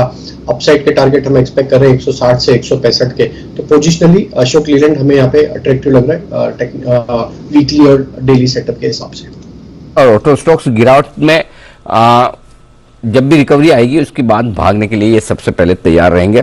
और ऐसे में खरीदारी करने की राय राजेश पालिया साहब की तरफ से आपके लिए आती हुई दिख रही है अशोक लेलैंड में, ये एकदम साफ दिख रहा है। एक और इंटरेस्टिंग चीज दिख रही है और वो है बैंक निफ्टी की आउट परफॉर्मेंस। तो एक बार बग्गा साहब से राय लेना चाहता हूँ सर। पूरा इन्फ्लेशन और साथ ही इंटरेस्ट रेट के बारे में अपना आउटलुक भी दे रहे हैं सर। इस तरह के माहौल में कोई खास वजह आप समझते हैं बैंकिंग शेयर ज्यादा बेहतर परफॉर्म कर रहे हैं? फंडामेंटली क्या कारण हो सकते हैं सर इसके? एक तो अनिल जी, इन्फ्लेशन जब होता है तो क्या चलता है? एनर्जी के शेयर चलते हैं, फाइनेंशियल्स के चलते हैं, रियल एसेट बेस्ड शेयर चलते हैं, रीट्स, इनविट्स वगैरह चलते हैं, क्योंकि रेंटल्स की का लेवल भी बढ़ जाता है, किराए बढ़ जाते हैं, तो रीट्स भी अच्छा करते हैं। तो एक तो वो है इन्फ्लेशन के साथ। दूसरा है कि जो भरपूर सेलिंग हुई पिछले एक साल में निफ्टी बैंक में, एफआईज ने काफी जो बहुत बड़ा अमाउंट बेचा, तो मेरे ख्याल से उसका असर अब आ रहा है कि उतना रह नहीं गया है एफआईज की बिकवाली का। जो भी होल्ड कर रहा है वो लॉन्ग टर्म इन्वेस्टर्स अब होल्ड करके बैठे हैं भारतीय बैंक्स को। तीसरा जो फंडामेंटल्स है, जो इनके एनपीएस में बहुत अच्छा इंप्रूवमेंट है, स्पेशली पब्लिक सेक्टर बैंक्स अगर देखें तो हमने देखा काफी क्लीन अप हो गई हैं balance sheets. So overall banks में फ्लो वाइज इतना सेलिंग नहीं है, उससे जरूर असर आ रहा है। ETF वाइड सेलिंग जो है वो तो रहती है, और इतना बड़ा तबका है हमारे मार्केट का सबसे बड़ा, तो वो सेलिंग तो है, बट ओवरऑल फंडामेंटल्स इंप्रूवमेंट है। इसके सामने क्या हमें देखना है कि 8 तारीख को RBI रेट रेस करने वाला है। जैसे आपने कहा बिल्कुल सही है, जून का महीना बहुत मुश्किल महीना रहने वाला है, क्योंकि RBI रेट हाइक करेगा। मुझे लगता है 50 बेसिस पॉइंट तक रेट हाइक हो जाएगी। अगर आप एक लाइन बनाएं 2018 से अभी तक, तो 6.25% से रेट चला था। RBI रेट काटते रहे 2019 में, और फिर 2020 में 2 बारी तेजी से रेट काटे। तो मई का जो कटौती थी 40 बेसिस पॉइंट की, वो उन्होंने कहा कि हमने 4 मई को मई 2020 की जो कटौती थी 40 बेसिस पॉइंट की, वो 4 मई 2022 को उन्होंने उसको रिमूव कर दिया। अब मुझे लगता है 75 बेसिस पॉइंट इमीडिएट RBI का लेवल है, बट कह रहा हूं शायद कंजर्वेटिव हो वो, तो जून में शायद 50 बेसिस पॉइंट काटे और ये बोलें कि 25 हम आगे कर लेंगे अगस्त की पॉलिसी में, बट 50 तो मुझे लग रहा है। दूसरा, ये लिक्विडिटी जिस तरह से RBI ने CRR के थ्रू 87,000 करोड़ की निकाली है, लिक्विडिटी और निकालेंगे इसमें, तो ये बैंक्स के लिए वैसे अच्छा रहता है जब रेट्स बढ़ते हैं, क्योंकि लोन के रेट ये पहले बढ़ा देते हैं, डिपॉजिट के रेट 1 साल लगते हैं बढ़ने में, आने में, तो निम बढ़ जाता है बैंक्स का। बट ये देखना पड़ेगा कि ट्रेजरी जो है वो कितना होल्ड टू मैच्योरिटी है और कितना एसेट हेल्ड फॉर सेल है, तो उसमें अगर MTM लॉसेस आते हैं वो जरूर देखना है। बट ओवरऑल अगर कोई सेक्टर अच्छा लग रहा है भारत में, वो बैंकिंग है, क्योंकि एनर्जी आपके पास ज्यादा प्ले नहीं है, पब्लिक सेक्टर की कंपनियां हैं, प्योर प्ले शेवरॉन हो गया, एक्सॉन हो गया, BP जैसी कंपनियां जो बाहरी देशों में, वैसे आपके पास नहीं है। वेदांत भी है तो उसके अंदर मेटल्स भी बैठा है और चीजें बैठी हुई हैं, और प्योर प्ले एनर्जी नहीं है।